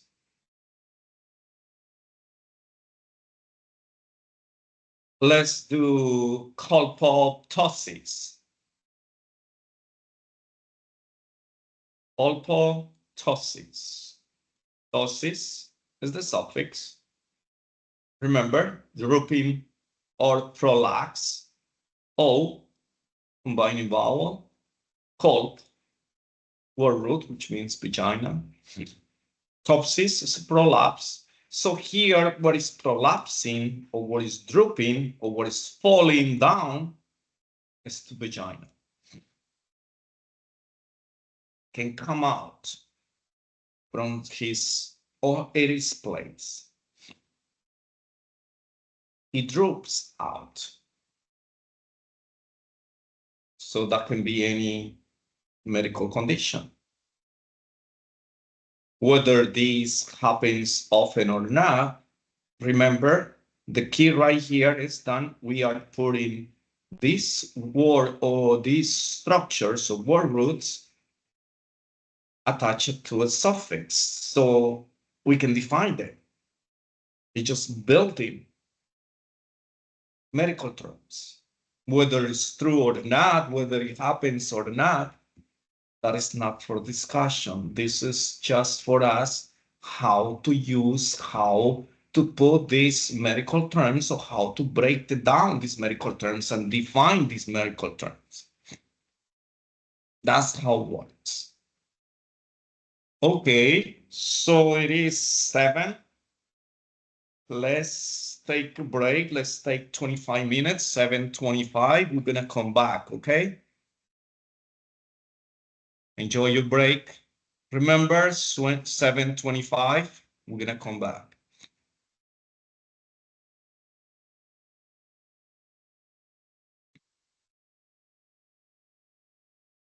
Okay. Okay, 7:25.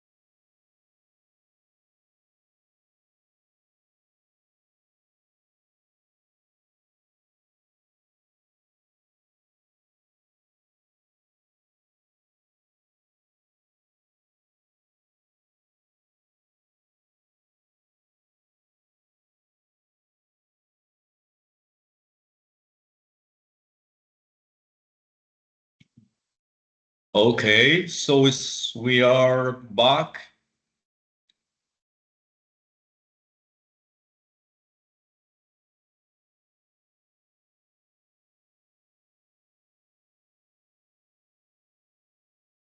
Hello. Yes, we are back now. So let's continue with these terms. Oh, let me see where we were. Mastitis, mammography, mammoplasty, oophorectomy. We went through this. Phoritis. Okay, so I believe we were right here. Mastitis.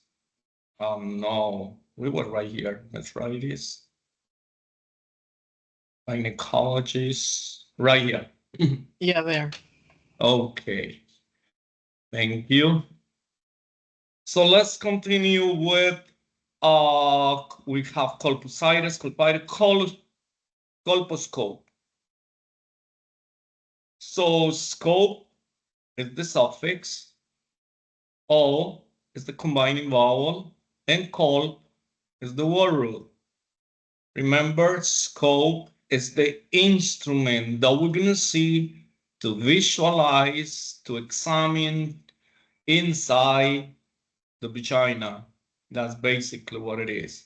So it's the instrument that we use to see, to check, to visualize, to view these structures of the female reproductive system that is called the vagina, remember. We have here another term that looks alike the previous one, but it's not. Scopy, which is the suffix. Oh, this point is like too thick.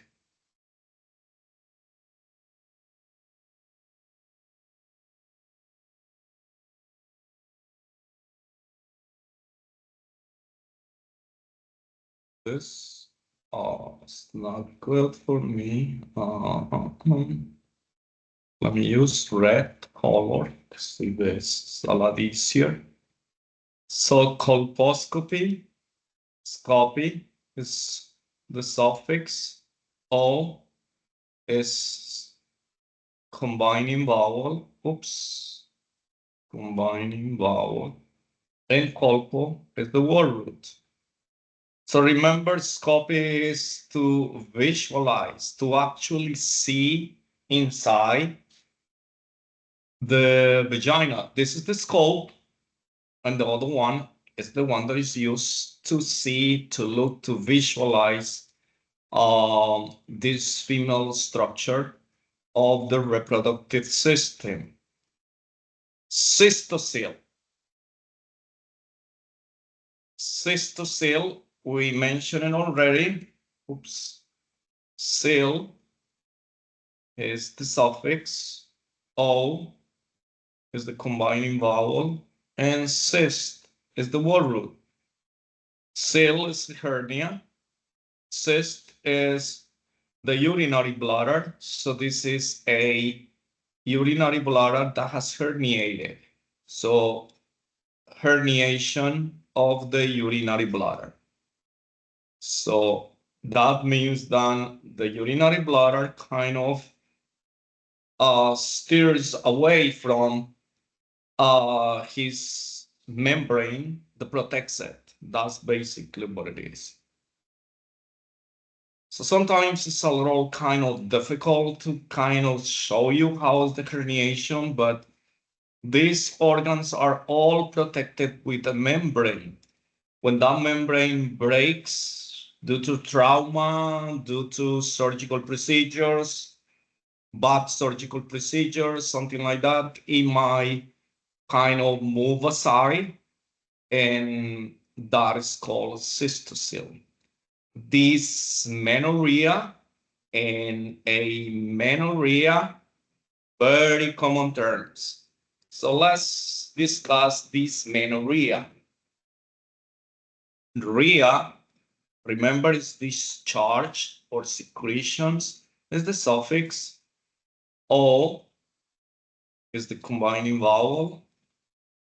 Men is a word root, which means menstruation. This is a prefix because it means something that it is a condition, it is a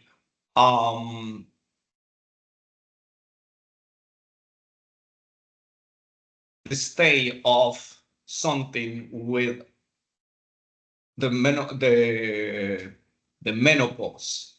So the menopause now, the menstrual period.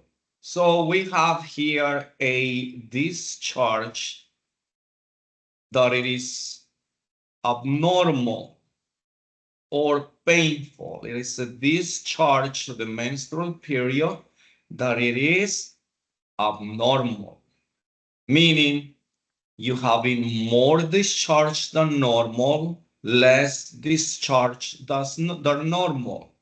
So you have more bleeding during your menstrual period, lots of blood coming out, or not too much blood coming out, or that it kind of comes out of time. Remember, dysmenorrhea, an abnormal menstrual period, or you have a prolonged menstrual period, a shorter menstrual period, a menstrual period that came before the time. Because remember, females have a menstrual period that can be regular or irregular. Regular is that you have it in this particular day, and usually you prepare for that day. Sometimes it comes before. So dysmenorrhea means this heavy bleeding, maybe a lot of cramps, a lot of pain, abdominal pain, of inguinal pain, something like that. So there is something going on with the menstrual period that is out of the normal one. So when that happens, it's called dysmenorrhea. So you usually go to the medical doctor when you have this. Then you get used to, because they give you medications for pain or something else to relieve this situation. This is like when you having this urea. You having this burning sensation in urination. Sometimes you might go to the doctor. Sometimes you might do some home remedies. You know already that whenever you have it, if you have it before, it wasn't serious, so you might not end up at the hospital, and you might do something on your own. Dysmenorrhea is the same. If you have this discomfort, this abdominal cramping, some bleeding that is prolonged than usual or comes and goes, then you might be concerned. You might end up going to the doctor. You might end up going to the emergency. All depends. But this is a painful or abnormal menstrual period. That's basically what it is. So once again, females presents with this condition and different levels, if you will. So all depends. Next, gynecologists. Well, these terms are very, very easy now because you heard them. You probably have visited a gynecologist. You should, because you're female, and usually females visit the gynecologist for any issue related to the reproductive system. Zoologist is the suffix which refers to the specialist of. O is the combining vowel. Gynec is the word root that means women, females. So this is the specialist of the female's reproductive system. We don't say this is the specialist of women, because that sounds like, what do you mean, you specialist of women, you specialist of females? Oh, you are the specialist of the men. No, we don't have that. We imply, because this is a medical term for them, and it is language, they imply that this is the female reproductive system. So that's basically what it is. So this is the specialist of the female reproductive system. Now we have gynecology, very similar to the previous one, but here the suffix changes. It's logi, not logist. Remember, logi means science, the studies of. Usually, you're gonna find it in textbooks or in your exam is study of. When you see study of, then you know already that this is logi. Logi, study of. Some of them is gonna say the science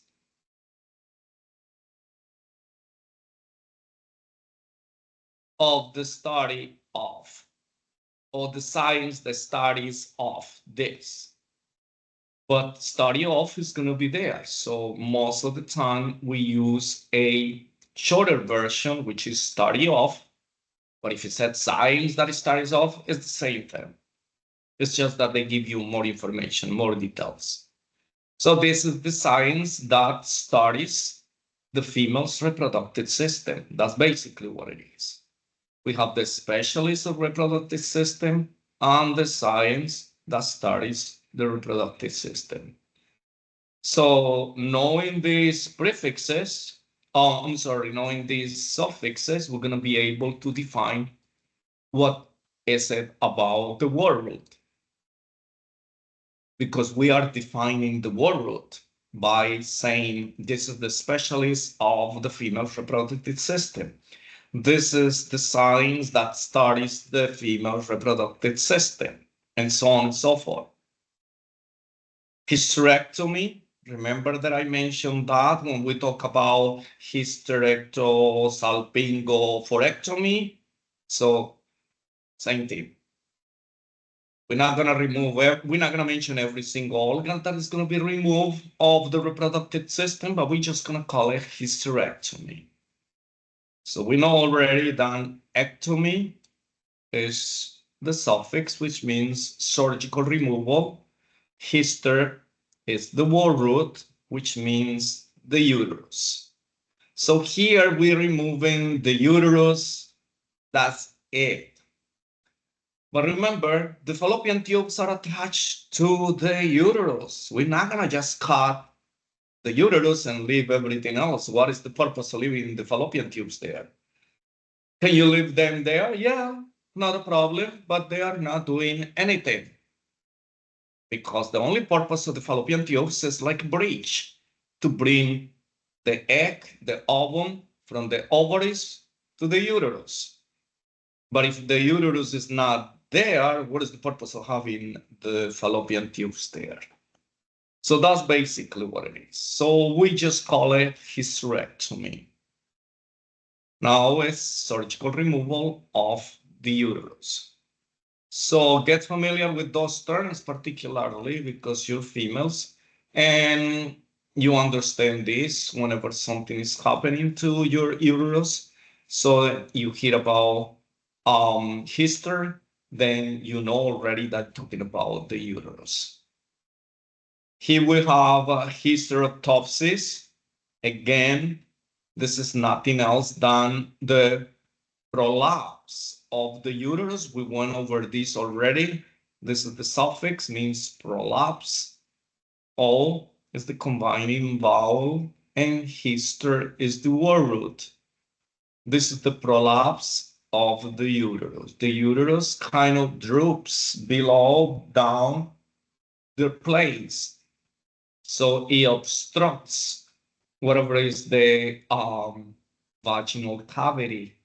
And let's say that you are already kind of some weeks, months pregnant, because usually happens at pregnancy because of the weight of the fetus. Then these membranes, this tissue that holds the uterus in place kind of stretches or just breaks, and your uterus kind of falls down. So you lose your pregnancy. That's definitely, if it's not treated immediately, that's a medical emergency, of course. Okay, so this will be hysterectosis. Remember, it's the uterus that falls, and if you're pregnant, well, your fetus is going to be inside, and the weight of the fetus makes this uterus to kind of collapse, prolapse, if you will. Hysterography, this is the next one. Hysterography. So here, raphy is going to be the suffix. O is going to be the combining vowel, and history is going to be the word root. Raphy means suturing, doing stitches. So something is broken, something during surgical procedure, you cut something, you need to put it together, you put stitches. So putting stitches or putting staples, whatever it is, to just hold these pieces together, it's called raphy. Stitches. History, we know, is the uterus. So here we put in stitches in the uterus. We put in some staples within the uterus. Whatever the case may be, whether stitches or staples that we put there, is called raphy. We use lots of those staples, clinical staples, surgical staples, for instead of suturing with the threads that we used to, depends of the organs, depends of the tissues, if they are kind of strong to hold on to it, then we do staples.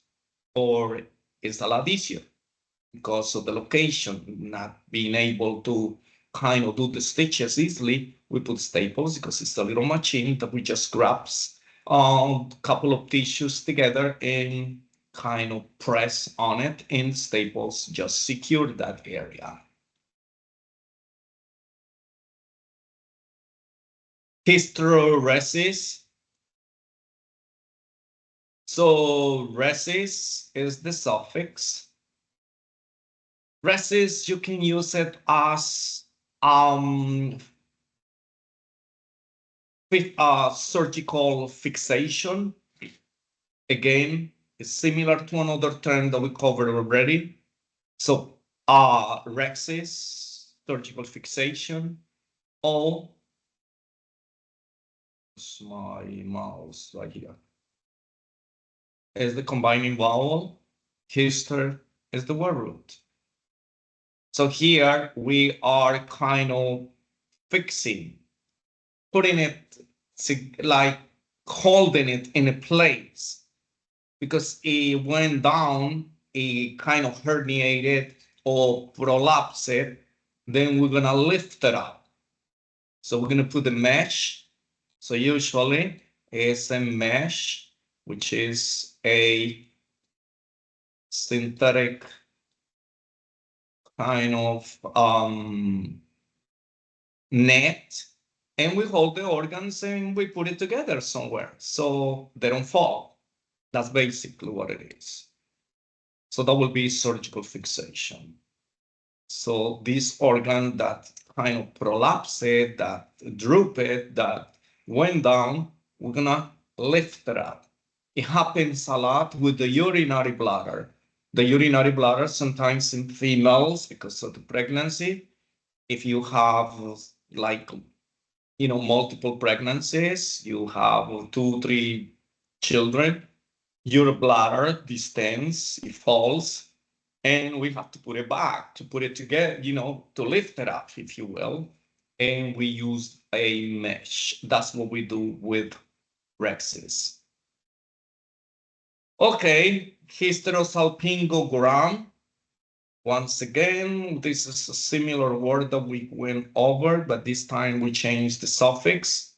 Gram is the suffix, and remember, gram means the radiographic image. O is the combining vowel. Salping is a word root, which is the uterine tubes or the fallopian tubes. O is another combining vowels, and hister is a word root, which means the uterus. So this is an radiographic image of the uterine tubes or fallopian tubes and the uterus. Can we do is this is a radiographic image of the uterus and the fallopian tubes. Yeah, we can play around with those, but we have to start with the suffix, remember. Remember, questions for the test, when you interpret or you define a medical term, you always need to start from the suffix. Anything else, you use your judgment, your own judgment to see which one makes better sense when you pronounce them, so you can be understood. So that will be it. Any questions? As we're moving on to the next one. Okay. Continue with these medical terms that are built on word parts. Let's do mammogram. Gram is the suffix, which means, once again, radiographic image. O is the combining vowel. Mom is the word root, which means breast. So this is a radiographic image of the breast. That's what's called mammogram. You're familiar with those because we hear these a lot. Probably you have a member of your family that has mammogram. I have sisters, they have mammograms. I have my mom, she has mammograms. So once again, it's kind of term that we kind of come across most of the time. Mammography. Well, mammogram, mammography, remember, that is also something that you're gonna hear a lot because this is the process of doing or recording or getting the image of the breast. So here we have graphy, which is the suffix. Remember, this is the process. O is the combining vowel. Mammo is the word root, which means breast. This is a process of getting an image of the breast. It's processing all the tissues of the breast, and then we're going to see it on a mammogram. That's how it works. So these terms, usually you are, when you see it, sometimes we get kind of a little confused because they are very similar. Just make sure that you know the suffix so you don't mess them up. Mammoplasty. Oops. Oh my goodness, it's on here. Okay, plasty is the suffix. Remember, plasty means surgical repair. O is a combining vowel. Mammo is the word root, which means breast. So this is the surgical repair of your breast.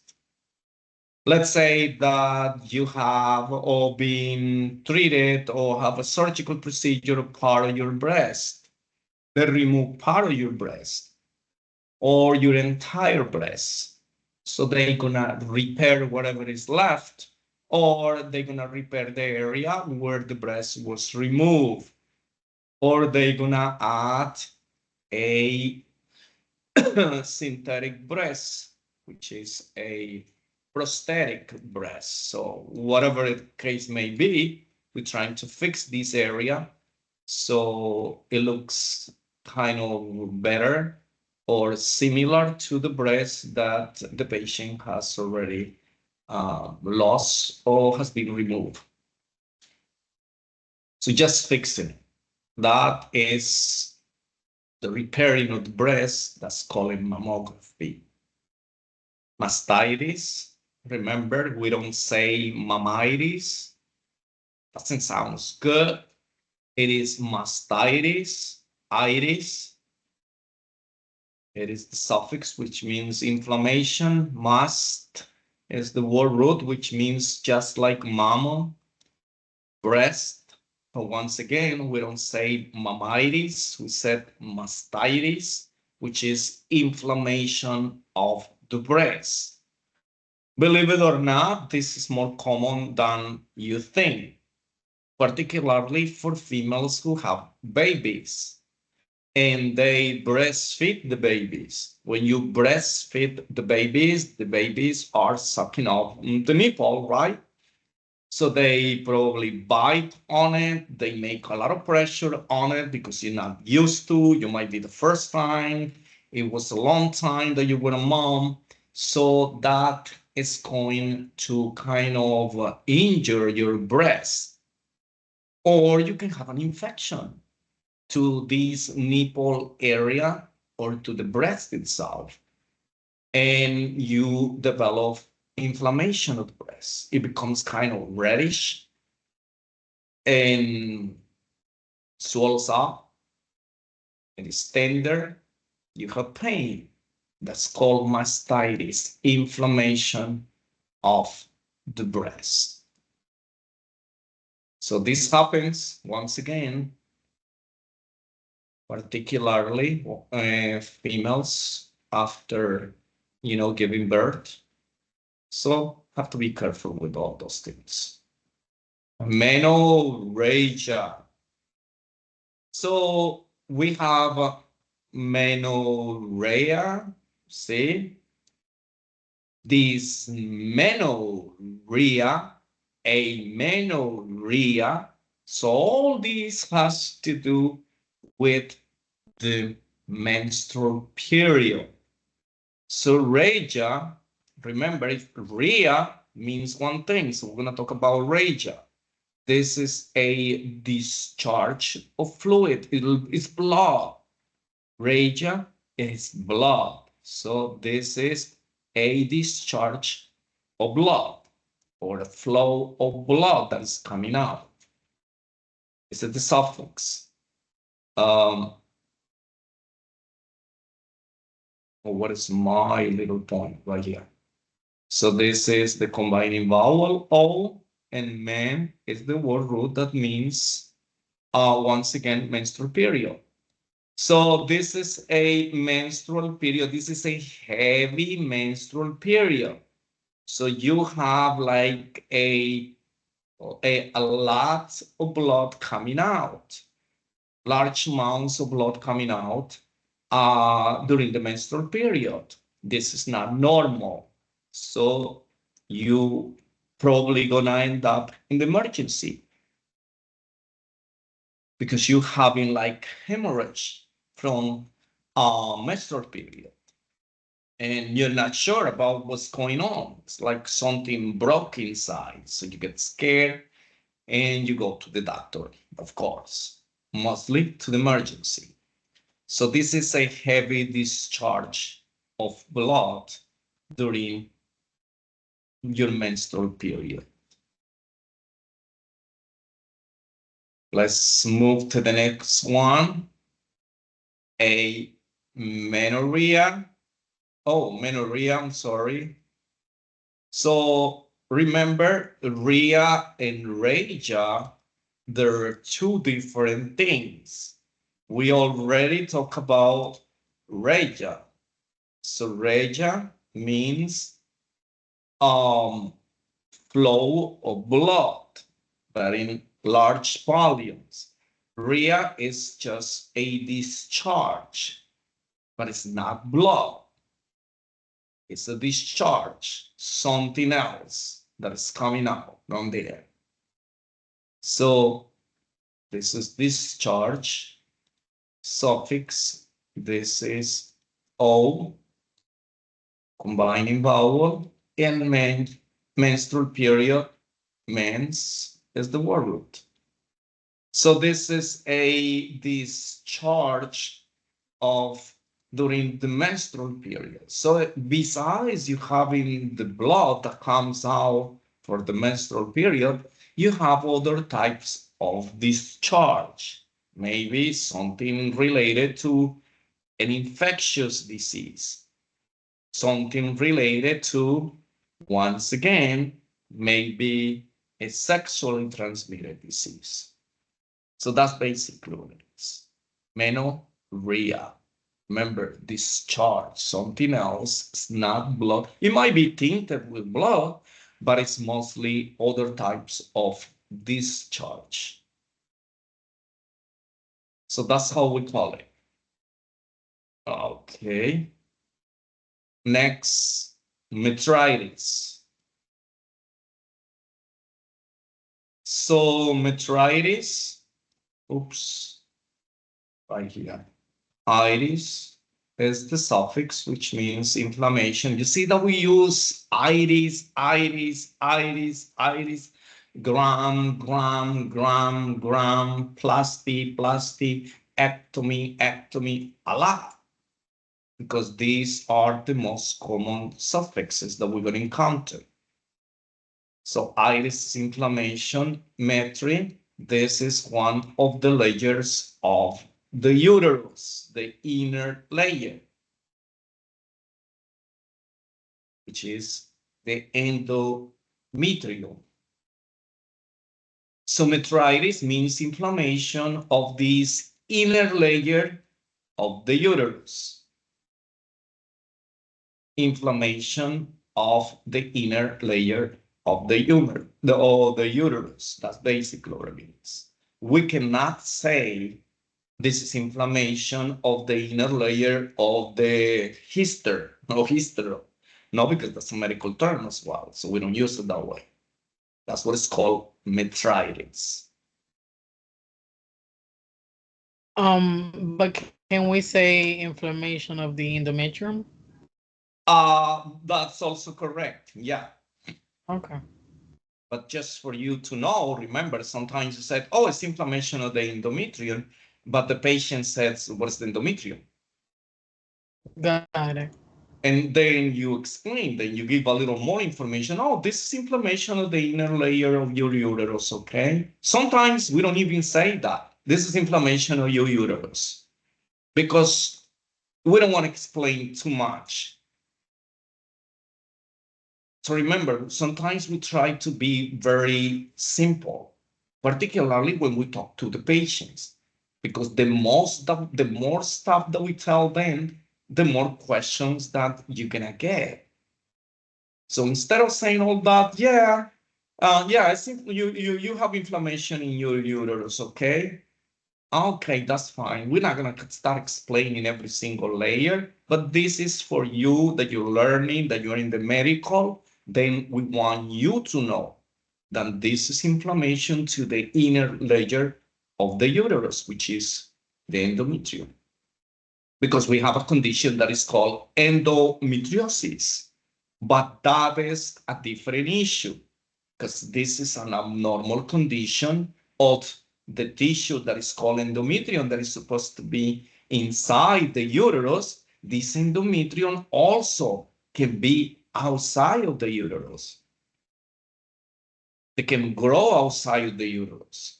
And you can have a pregnancy, which is an ectopic pregnancy, can grow outside of the uterus because of this tissue growing outside. Because remember, the fetus implantation is in the endometrium. But the egg, the zygote, when it is fertilized with the sperm, they don't know. They just go wherever they see that there is a room. I'm going where there is a shelter. It's raining. I'm going to go myself underneath something. They don't know if that's the uterus or it is part of the uterus that is outside. So those are conditions that presents. But going back to metritis, that's exactly what it is. So usually if somebody says, oh, inflammation of the uterus, that sometimes we use it because this is a layer that it is within the uterus. Okay, so here we have metropathy. Metropathy, remember, pathy is a disease, which is the suffix. O is the combining vowel. Meter is a word root for the endometrium or the inner layer of the uterus. Or in general, remember, just for us that are medical providers, we can say that's the uterus. Just we don't want to explain many things, but we understand what it is. This is a disease that happens to the endometrium. That's basically what it is. And that is the word endometriosis, which is an abnormal condition of the inner layer of the uterus that is called the endometrium. So basically, that's why we use all these terms like that. But anytime that you hear the word, oh, the patient has a disease of this organ, we're going to use HATI. That means disease. Last but not least, oophorectomy. Remember, oophorectomy. It's like two O's. This is a prolonged O. It's not oophorectomy. No, it's oophorectomy. So ectomy is the suffix, which means surgical removal. O is the combining vowel. Awful. Oh no, wait a minute. Making a mistake right here. I'm getting used to all these combining vowels. This is awful, is complete, is part of the word root, awful. So we have a word root, which means, remember, awful means the ovaries. So, oh, the eggs, not the ovaries. What am I talking about?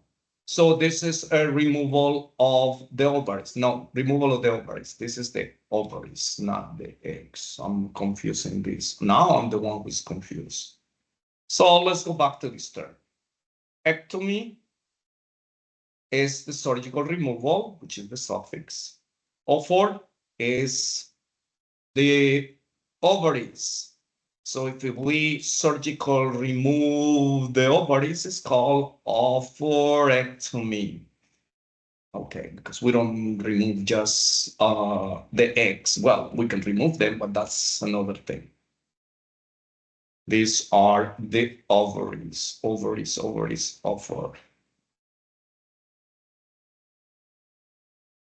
Okay, so we're done with this part. Any questions about any of these terms or anything related to this chapter? Here it is. Let's continue with this part. Ophoritis, because we're using the same word roots and similar suffixes. So we're going to be able to kind of understand a lot better because we continue the same trend. Iris is the suffix, which means inflammation. You should know it by now. Ophor is the word root, which means ovaries. So this is inflammation of the ovaries. Yeah, can they swell up? Yeah, an infection.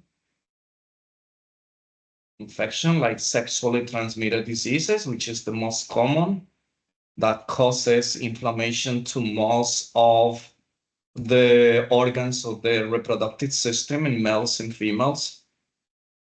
Ophoropexy. This is the one that is very similar, remember, to the one that we saw before, that it is a fixation, but it's a different term.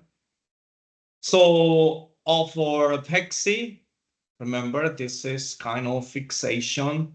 The ovaries, let's say this is an ovary, kind of droops or prolapses or falls from its normal place. It kind of distends, falls down, then we have to put it back. So that is orthopexy. We need to lift it up because it shouldn't be below where it is, because whatever is holding it got stretched, got damaged. So we need to put it back because this ovaries are compressing against something else. But it's not that. The problem is that when these ovaries release the eggs, where the eggs are gonna go? Because the fallopian tubes comes right here, very close. This is the fallopian tubes, comes very close, and the egg is ejected, and the fallopian tubes kind of suction these eggs. So if it is too low, female is gonna have problems getting impregnated, right? Getting pregnant. So let me show you the picture right here. It's kind of more visible. If you see here, these are the ovaries. Every month, females releases one egg.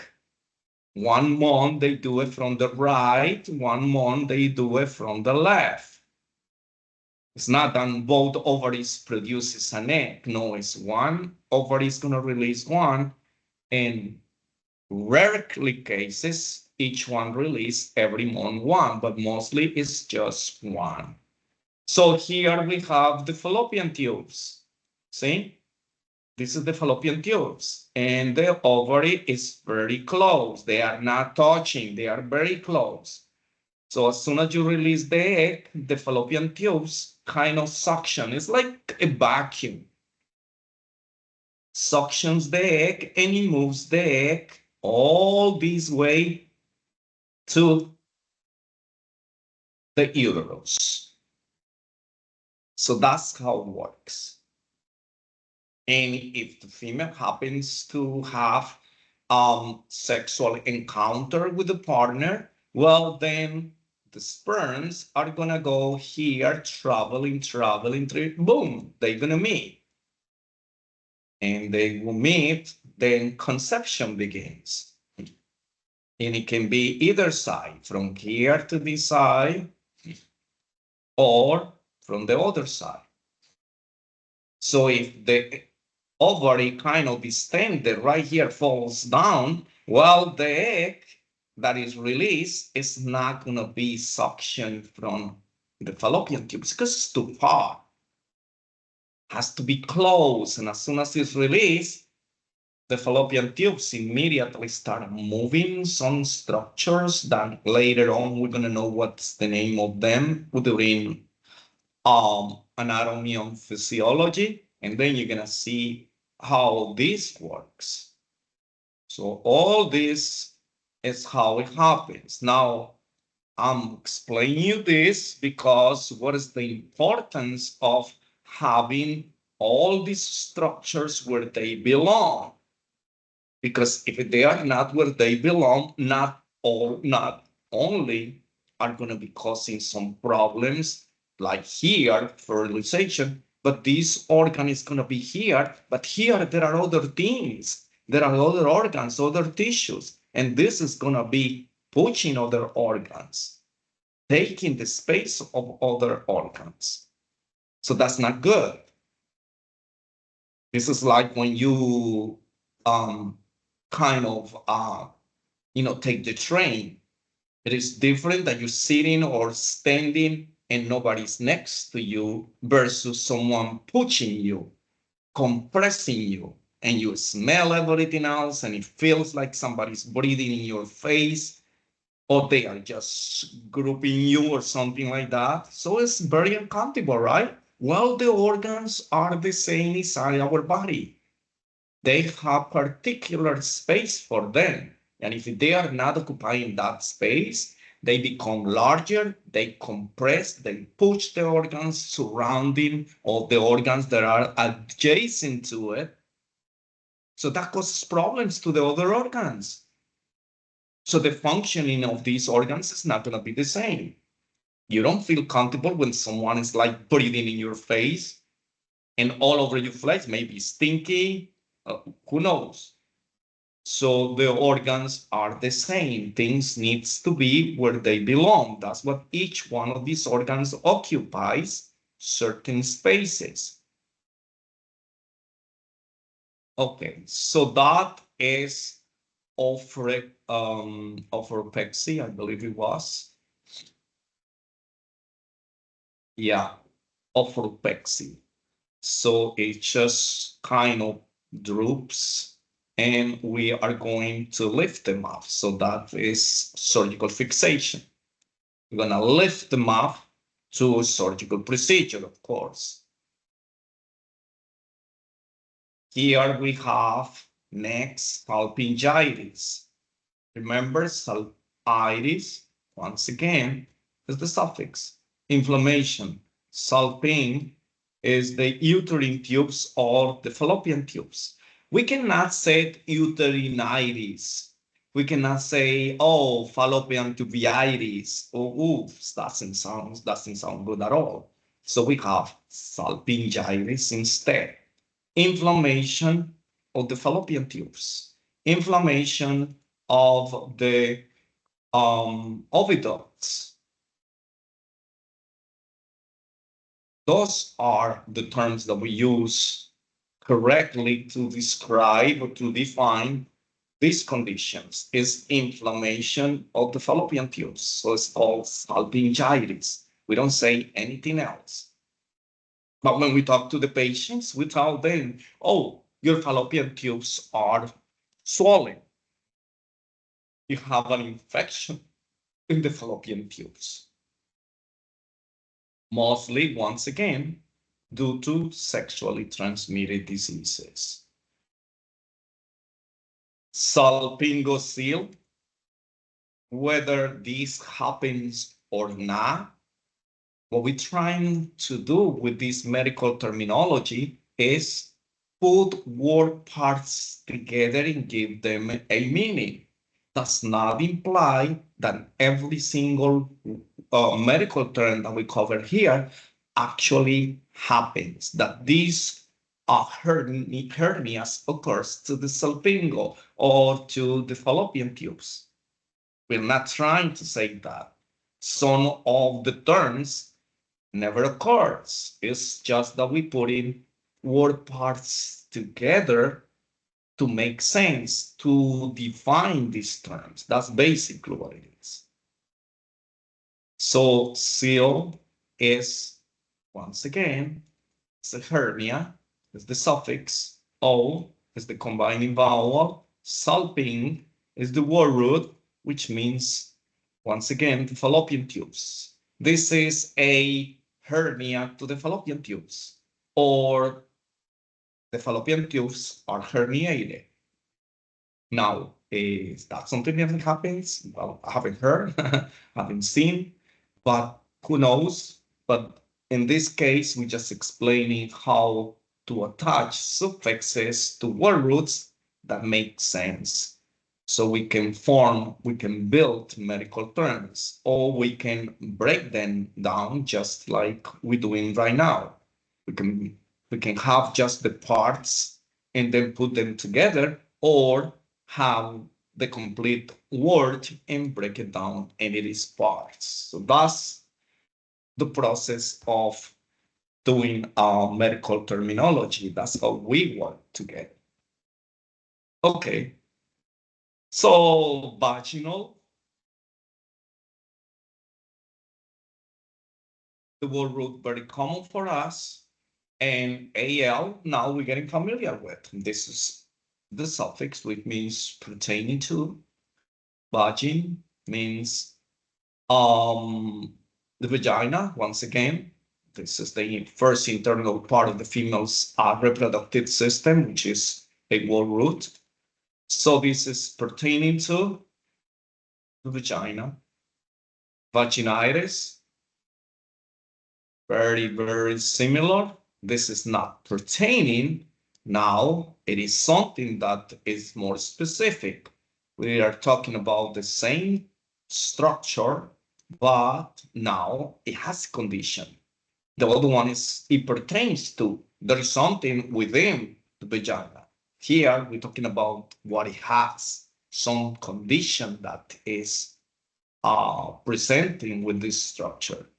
So this is the suffix, inflammation, and this is the vagina, which is the word root, inflammation of the vagina. Once again, I think that saw this before, but even though if we did, it doesn't matter. It doesn't hurt to repeat these terms as many times as possible because remember, as the old saying goes, practice makes perfect, right? So we're gonna do that every single time. Vaginomycosis, a very, very common condition. Very common condition. Females have this condition at least one in their lifetime. But I assume that they have it more than 100 times in their lifetime because it's very common. Osis, this is a suffix, which means abnormal condition. Mike is a word root, which is a fungal infection. O is a combining vowel. Vagin is a word root, which means vagina once again. This is an abnormal condition of fungal infection in the vagina. This is very common. As a medical doctor, I've seen hundreds of females with fungal infection. Sometimes we just call it vaginitis. But the truth is that we're just going to use a very kind of short medical term. But here we are describing what is it that is infecting this particular structure of the female reproductive system, which is infected with a fungal infection. This is what we call yeast infection. This is the one, vaginomycosis. But if somebody tell you you have vaginomycosis, you're going to be thinking that something really bad is happening. No, this is very common. This happens for a lot of reasons. Fungal infections are very, very common conditions that happen. Remember, it happens to the toes, in between the toes, the nails, the groin, underneath the axilla, the axillary line or the axilla. You can have fungal infection anywhere, in your mouth. So once again, it's not something that, it is life-threatening. It's just very bothersome and needs to be treated because causes this itching, this sometimes discharge from these structures. So once again, uncountable.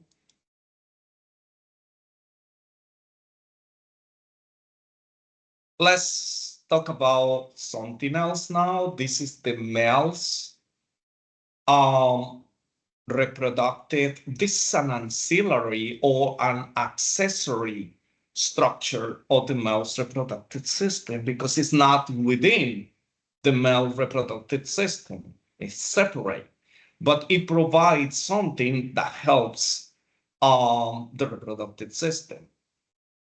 So we will discuss that when we get to anatomy and physiology during, male's reproductive system. We're going to talk about the prostate and what is it that the prostate provides to the reproductive system.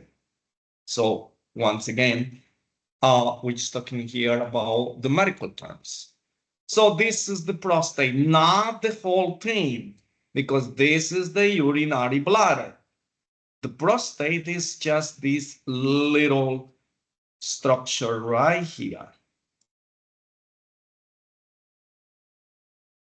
The prostate is surrounding the urethra in males, just below the urinary bladder. So that's basically what it is. Now, it says right here, prostatic.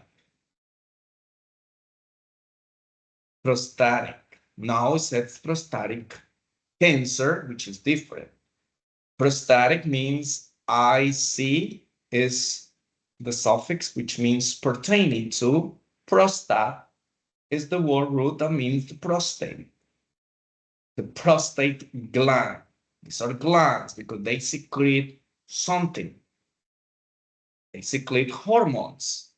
They secrete something that is going to be aiding in some functions of the body pertaining to the prostate gland.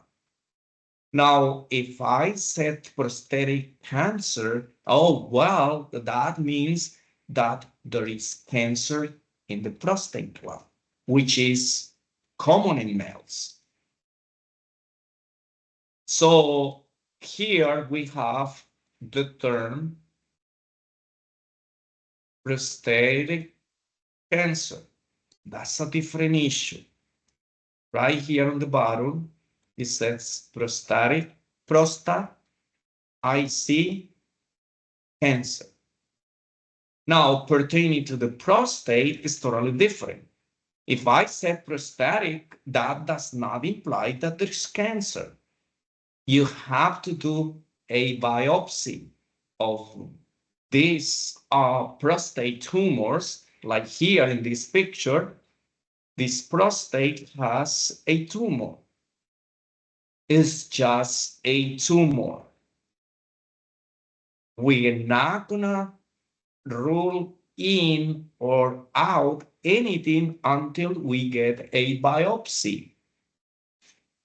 Until we remove a little piece of tissue from the prostate, send it to the laboratory, to pathology department, and they're going to evaluate that piece of tissue, and they're gonna tell us if during the analysis that they did, they found some cells that are called malignant cells or cancerous cells. Other than that, it's just a tumor. Unfortunately, for the prostate, having a tumor in the prostate is not a good news, even though if we know already that a tumor does not imply cancer. But most of the tumors, 99% of the tumors of the prostate are cancerous. So again, but it is a tumor. There is still one chance, 1% probably, 5% that is not. It's just for you to understand that having a tumor does not correlate to having cancer. There are two types of tumors. Once again, benign, malignant. Malignant means that it has cancerous cells. Benign, no cancerous cells, so there is no cancer. So that's basically what it is. This is the prostate. So we are evaluating now males accessory organs, glands like this one.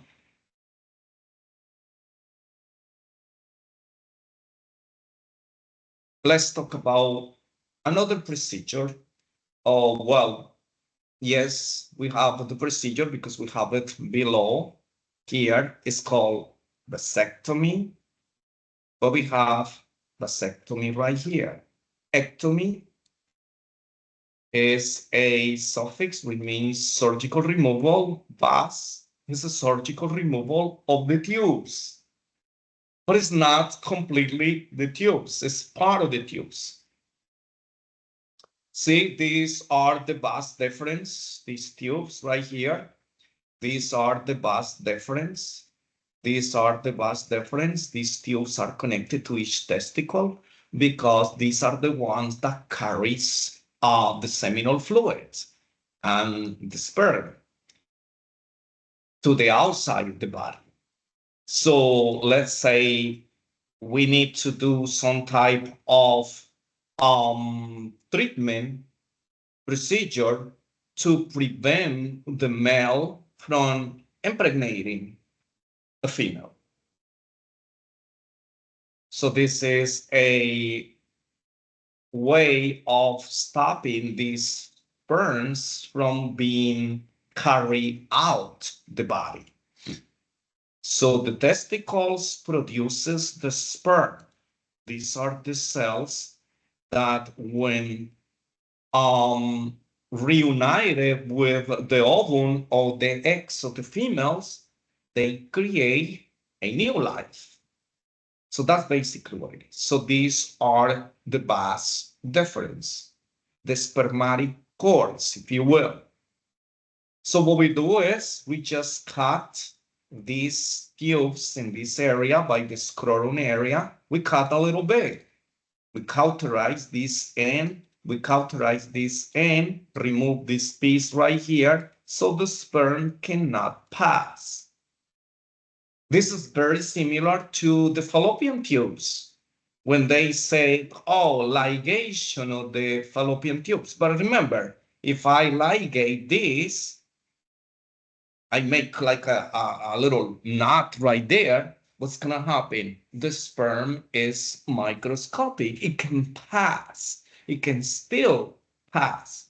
But if I cut in the tubes, there's no way. And it has to be both sides. So if I cut here, I have to cut here too. So this person not gonna be able to impregnate anyone. So that's called vasectomy. So incision is made into the covering of the vas deferens. This is the scrotum. If you see right here, this is the scrotum, the sac where the testicles are. So this is on the outside of the body. So it's very simple. We go there and cut here, then cut here and cut here. Oops, cut here. Remove this piece, cauterize this piece, cauterize this piece. You cannot put it together. No, because what are you doing? No, you just cauterize it, fix it, and that's it. It's done. That's how the procedure is done.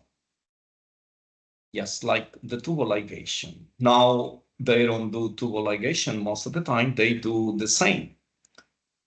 They do the salpingectomy. So they not removing the entire tubes, fallopian tubes. They just cut in a little segment so the egg or the ovum does not pass through the fallopian tubes to the uterus, so the female will not become pregnant. Those are the procedures that we're talking about here. So I have to explain it to you because it's just telling you, oh, vasectomy. Oh, yeah, it is. This is not. Here it says an excision. Pay attention to this term because surgical removal or excision. This is not an incision. Incision is just cutting. I'm doing an incision right here. I'm doing an incision right here. I'm doing an incision right here. I'm doing an incision. It's cutting into. This is excision, is removing the duct or the tubes. And we're not removing the whole thing, we're just removing a little bits. So excision, surgical excision, surgical removal is the same. So good thing that I found it here, just in case that you have a question when they said surgical excision instead of surgical removal. Well, excite means to remove, X. So we cutting it and removing it. So that's basically what it is. Any questions about anything that we have discussed?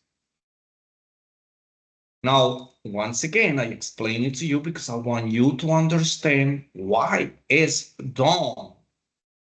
So you kind of understand, not just the medical term, oh, vasectomy, ectomy, surgical removal, vas is the spermatic cord or the tubes that carries this, the seminal fluid of the sperm. Well, actually, I'm not learning much. But if I see how you're doing it, and here it is a image of what they're doing. See, this image is showing. We just pull the spermatic cord outside of the scrotum and just cut here and just cut here, you see? Now we cauterize right here, we cauterize right here, and this piece is removed, and that's it. The sperm is not gonna pass. And here we have the picture. See, here we have with these being cut, both being cut, but not put it together again. No, they are cauterized. The ends, the strings of each cord or tube is being cauterized, and fix is not going to be able to pass anything through that. So that's basically what it is. It's a very, very simple procedure. It can last, it takes more of kind of getting the patient ready. It's like when you ask the patient to remove their clothes and to do this or do that, to do an EKG. You go place the electrodes and all the stuff and the cables and put the information inside, it takes less. So these procedures are very, very, very safe and short. Any questions? Okay, moving on. Now we're gonna enter once again the male's reproductive system. So we're gonna talk about here orchidectomy. Orchidectomy. But when we pronounce it together, it's orchidectomy. Other than that, is orchidectomy. So we can separate ectomy, which is the suffix, surgical removal or surgical excision. Let's use that term too. Orchid, this is the word root that means testicles. So this is the surgical removal of the testicles. It can be one or it can be both. Oh, can we remove the testicles? Of course. If you have testicular cancer, we don't we don't remove piece of the testicles. We remove the testicle completely. It's like the ovaries. We don't remove a piece of the ovary. We remove the entire ovary because they are very small. So therefore, we remove the complete organ. So that will be orchidectomy. Now, orchitis, we're gonna use the same trend to these to define these terms using the same word roots and very familiar suffixes. So iris, inflammation, orchid, testicles. So this is inflammation of the testicles. Oh, testicles get inflamed, of course. Sexually transmitted diseases, gonorrhea, chlamydia, syphilis. So those can cause your testicles to swell. So again, these are medical conditions of male's reproductive system. Prostatectomy, ectomy is the surgical removal. Prostate is the word root for the prostate. So this is the surgical removal of the prostate. This is the surgical removal of the testes. See, we use the same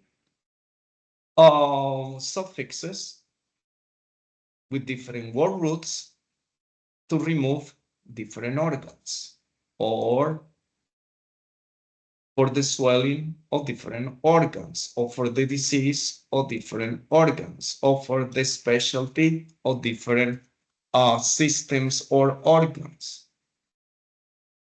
So that's how we see it. Prostatic, we already did it. IC is the suffix, which means pertaining to. Prostatic, this is the word root for prostate, pertaining to the prostate. Something within the prostate. That's what we're talking about. We're describing something that it is within the prostate or is related to the prostate. That's what it says, pertaining to. Something that pertains to the prostate. We're not specifically telling you anything. We're just saying that it's something related to the prostate. Prostatitis. Itis is the suffix, which means inflammation. Prostate is the word root, which means the prostate. Inflammation of the prostate. Inflammation of the prostate. What causes inflammation of the prostate? Sexually transmitted diseases. Orchitis, sexually transmitted diseases. Vaginitis, sexually transmitted diseases. Fungal infection, because females have a different anatomy than males. So they are more prone to develop fungal infection a lot easier because of the proximity with the anal canal. Remember, feces. Once again, when you talk to your patients, feel free, as long as you don't use slang, you don't use these words that are not, words that should be using in the medical professional setting. Everything is good. You're supposed to tell them things as it is. You have inflammation of your vagina. You're gonna tell them that. Oh no, you have inflammation of that thing down there. That doesn't work that way. That thing right there. No, well, no, you have to tell it as it is. You have problems with your penis, with your testicles. You're not gonna call them other names like using slang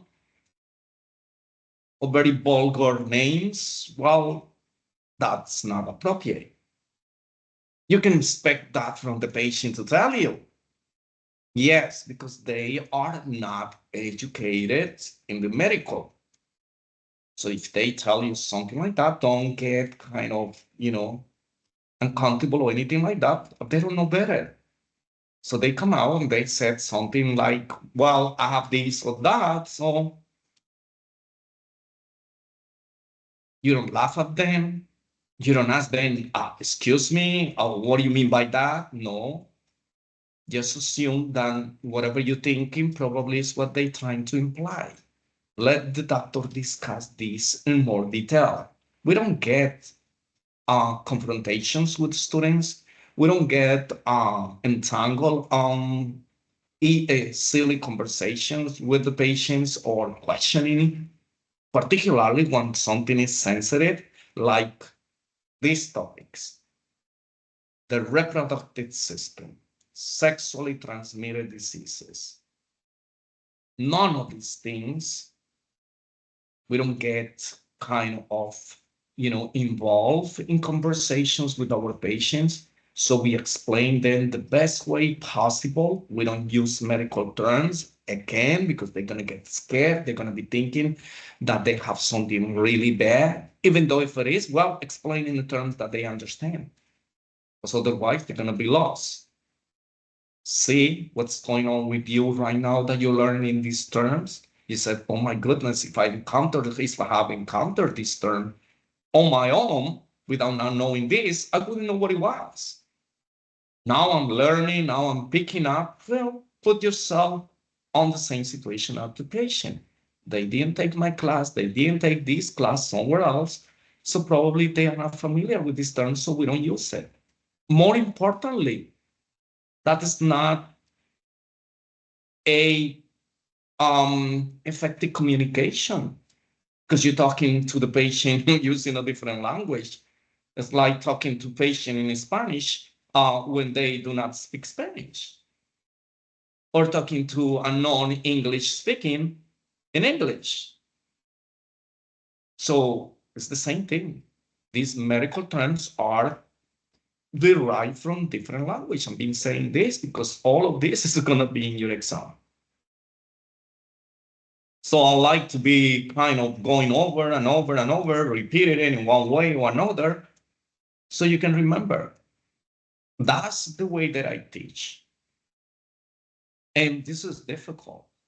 Believe me, this is difficult. I didn't learn these terms overnight. It might be a trend that probably I don't even know.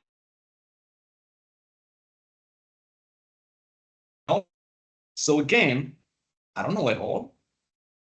I haven't been exposed to every single medical term, but with the knowledge that I have, I learn a lot. We don't know it all. So I'm giving you all these insights, because I don't want you to be kind of discouraged. Sometimes we get discouraged when things do not go our way, when we think that we don't learn things easily. That's why so many people start any careers and then they stop because they encounter a little something that they seem like, this is not for me. But not everything is the same. It's gonna be things that, sometimes you are invited to somebody else's home and they offer you something that you didn't like it. Sometimes you take it because you feel uncomfortable to kind of, not do it. I have eaten things that I don't like sometimes, just not to make feel bad these people that so kindly have invited me. But that I would do it again on my own, that I will get it, that I will buy it, that I will eat it. No. I will say next time, by the way, I'm allergic to that. I'm not allergic, it's just that I don't like it. So they don't feel offended. So again, there are many things that we don't like, but it does not imply that sometimes we don't have to kind of get these things over and move on. Because some things can just stop us from moving from the next thing, taking, control certain things. So don't get discouraged with any of the courses that you encounter. Do your best. Always try to do your best. And your best is not pulling back. It's not backing up. Oh, no. This is not for me. So just relax. Do you think that I was good at everything that they put there on my classes? There were classes that I hated it, but I knew that I had to pass them because otherwise I couldn't reach that end point, that goal that I wanted so much. So you have to go and you have to sometimes, study a little harder, focus a little more, spend a little more time on the things that you don't like. See, you spend a little things more on the things that you don't like than the things that you like. Why? Because the things that is giving you hard time. So I spend a little more time on those things because the other ones I don't need to spend too much time because I get them very easily. I compare this with family. Do you know that sometimes parents get kind of closer or more like condescending with the kid that is the troublemaker? Sometimes you say, wait a minute, I'm doing all the right things, I'm behaving, and I don't get much attention like my sibling. What's going on? Well, they don't focus on us not because they don't like us. They know that we are not trouble. They trying to protect that ones that is getting in trouble all the time because that's causing them trouble as well. So that the same happens with these subjects. Whenever you feel like something, it's like you're not getting it, that you're dealing with a coworker, with a relation that is kind of not working, trying to do your best. And if you see that you are not the problem, well, there's nothing you can do about it. Remember, try to just move along. You don't have to like everybody. You don't have to like medical terminology, but you need to pass it. And you do your best to understand it. That's how I see it. Because otherwise, once again, we're going to be in the middle of everything. Every single time that we start something, we're going to find something that we're not going to like. Believe me, nothing's perfect in life. We like certain things and we're going to go for them all the time. But the things that we don't like, we don't want to do it, right? But in this case, it's not an option. You have to take certain classes for you to complete this program. Just do it. remember, it won't last forever. You see these modules, how short they are? It's not even 3 weeks. So just try to do your best, and that is it. Move on. Maybe the next module, you're gonna like it better. It's gonna be easier. If it's not, hey, this program is not forever either. So don't get discouraged. That's my best advice to you. So remember, this is part of the lecture as well. This is not trying to do something else. You're my students. I want you guys to be successful. And I know some of you encounter some of the things that are difficult for you to learn. Some other things are easier, some other things not much. Well, focus a little more on those things that you have more problems with. And you will be doing good. Believe me. I think that we finished with this. Prostocystitis. I will leave this. We haven't done it. Itis. So we're familiar with all these already. See? The suffix. Inflammation. Sus. This is the urinary bladder, which is word root. O. This is a combining vowel. Prosta. This is a word root. Why? Because it's a body part. A body part. Inflammation of the urinary bladder and the prostate. We can say inflammation of the prostate and the urinary bladder. That is correct. So, not a problem if it doesn't make sense. Now, when one organ is within another organ, you cannot kind of switch them around. No. So all depends on the context, all depends on when you pronounce them, when you define them, you understand the meaning. If you hear like it doesn't make sense to you, probably it doesn't make sense. So we need to move on. Try to find a different meaning. Just start with the suffix and then pick either or of the word roots. Remember, when the word roots are independent, this structure is independent from the other, we can do these word roots interchangeably. Can use either or as the meaning. So let's continue with these medical terms, but these are medical terms that are not built from word parts. And this is from the female's reproductive system. This is called dilation and curettage. So dilation and curettage. So what happened here? If this is a procedure, so this is the uterus.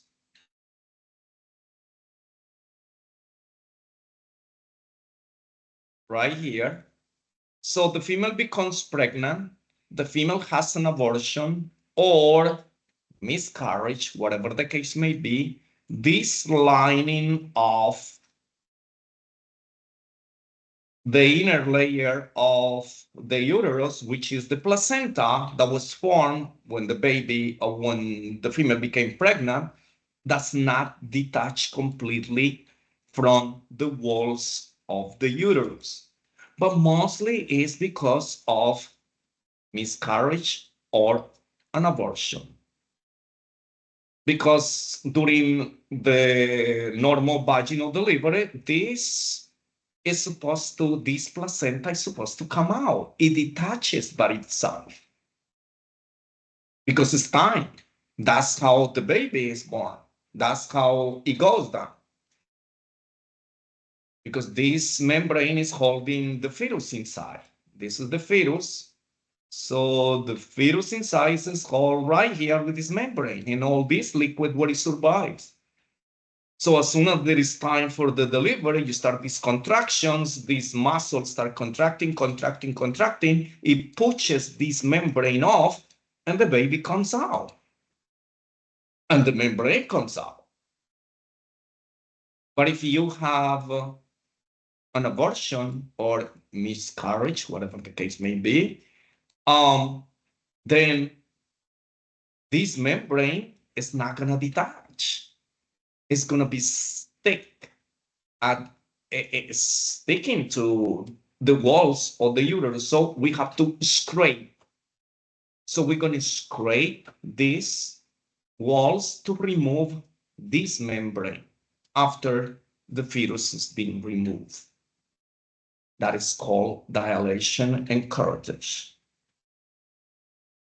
This is a procedure common, very common, very common. Never done that because I'm not a obstetrician, I'm not a surgical doctor, I'm not a GYN doctor. I deal with other things, but not with this. If a patient presents with, a miscarriage or an abortion, we just take care of them in the emergency. We stabilize the patient, giving them fluids, giving medications, and then we pass it on to the specialists. Here is the condition that I was talking about before, endometriosis. Now, we can divide this, but we're not going to do it. So this is a condition of the endometrium outside the uterus.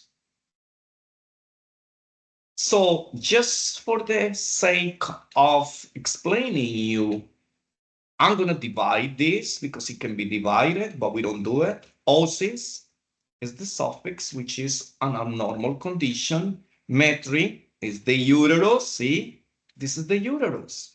But this is the inner layer of the uterus, which is endo.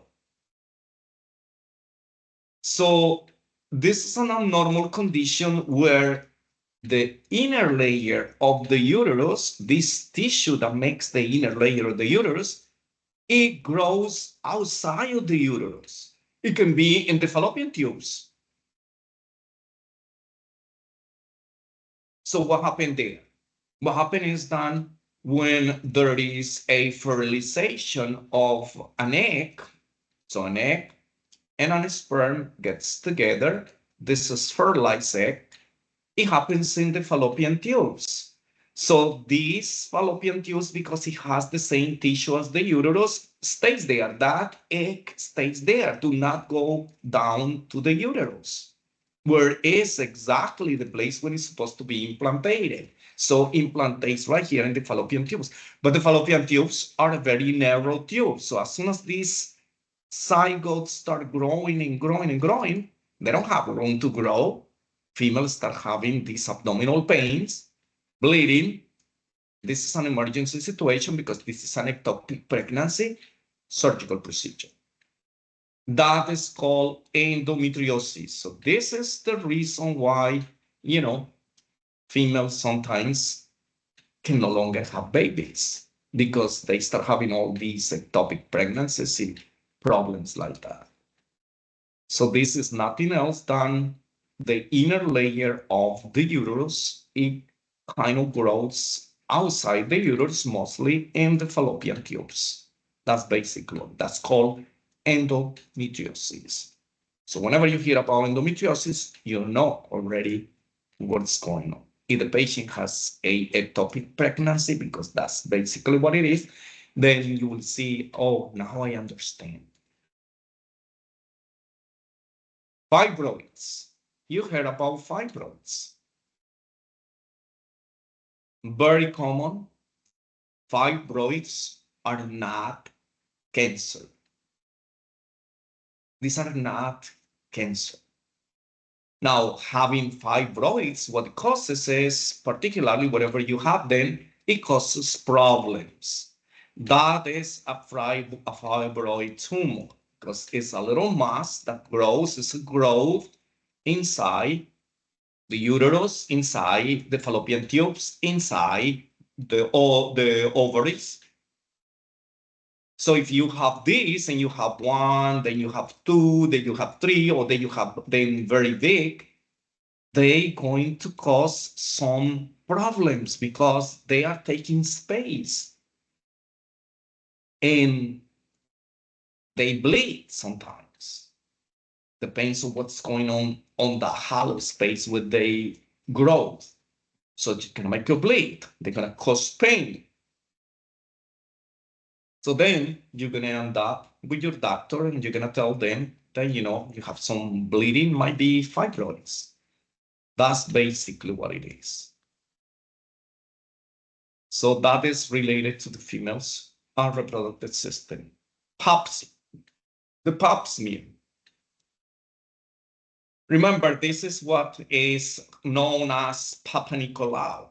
So we don't say Papa Nicolau because it's too long. So we just said pap smear or just a vaginal exam. This is a test. This is a procedure.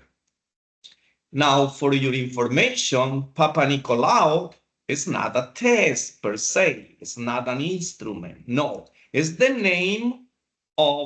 last name of the medical doctor who invented this test. That was Dr. Papa Nicolau.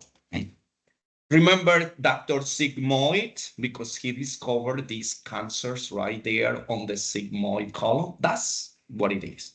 So that's why they gave it his name. And instead of saying Papa Nicolau, we just said pap, smear. Pap for Papa Nicolau, smear, because what we are getting is some cells, some secretions from that part of the cervix, and we put it in a little glass slide, and then we evaluate that in the microscope to see if there is any cancerous cells. That's basically what it is. This is the pap smear. And you, female, you should know better than me that you're gonna get this test whether you like it or not. This is very important test because cervical cancer is very common, and we use this test to detect cervical cancer. That's basically what it is. So you're gonna have all these patients that are coming to you, and they're gonna do pap smear. And if the medical doctor that you're working with does this procedure, you're gonna be assisting this medical doctor. So you're gonna understand what is it that they're doing during that procedure. They're just getting a little cells from the cervix, the lower part of the uterus, and they're gonna put it, whether they send these kind of Q-tips that they use, a little brush, a little Q-tip alike, a little spatula, they're gonna all of them use it, get kind of cells from that area, and then they put it in a little containers with some chemicals, some preservatives, or they might do the smear, whatever the case may be, but the procedure is to remove this and you have to prepare the patient. That's basically what it is. So you're familiar with those, but you're not familiar with preparing for that test. You are the one who's been doing the test. PID. PID, usually you hear about PID, you don't hear about pelvic inflammatory disease, but that's what it stands for. Pelvic inflammatory disease, as the word implies, is that most of the reproductive organs of the female develops an infection.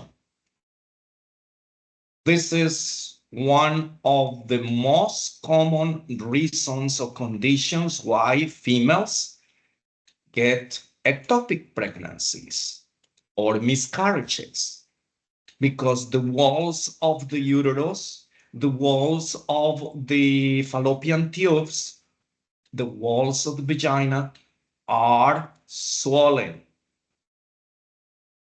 So things are difficult to implantate. So then during the menstrual period, this membrane that grows there to form the placenta is not going to form because of these conditions. So this is cause number one. This is risk number one for females having a ectopic pregnancy. It's PID, pelvic inflammatory disease. It's most of the female reproductive organs that develop this condition. And this is due to a sexually transmitted disease. Well, sexually transmitted disease, as the word implies, are infections that are passed from one person to another through sexual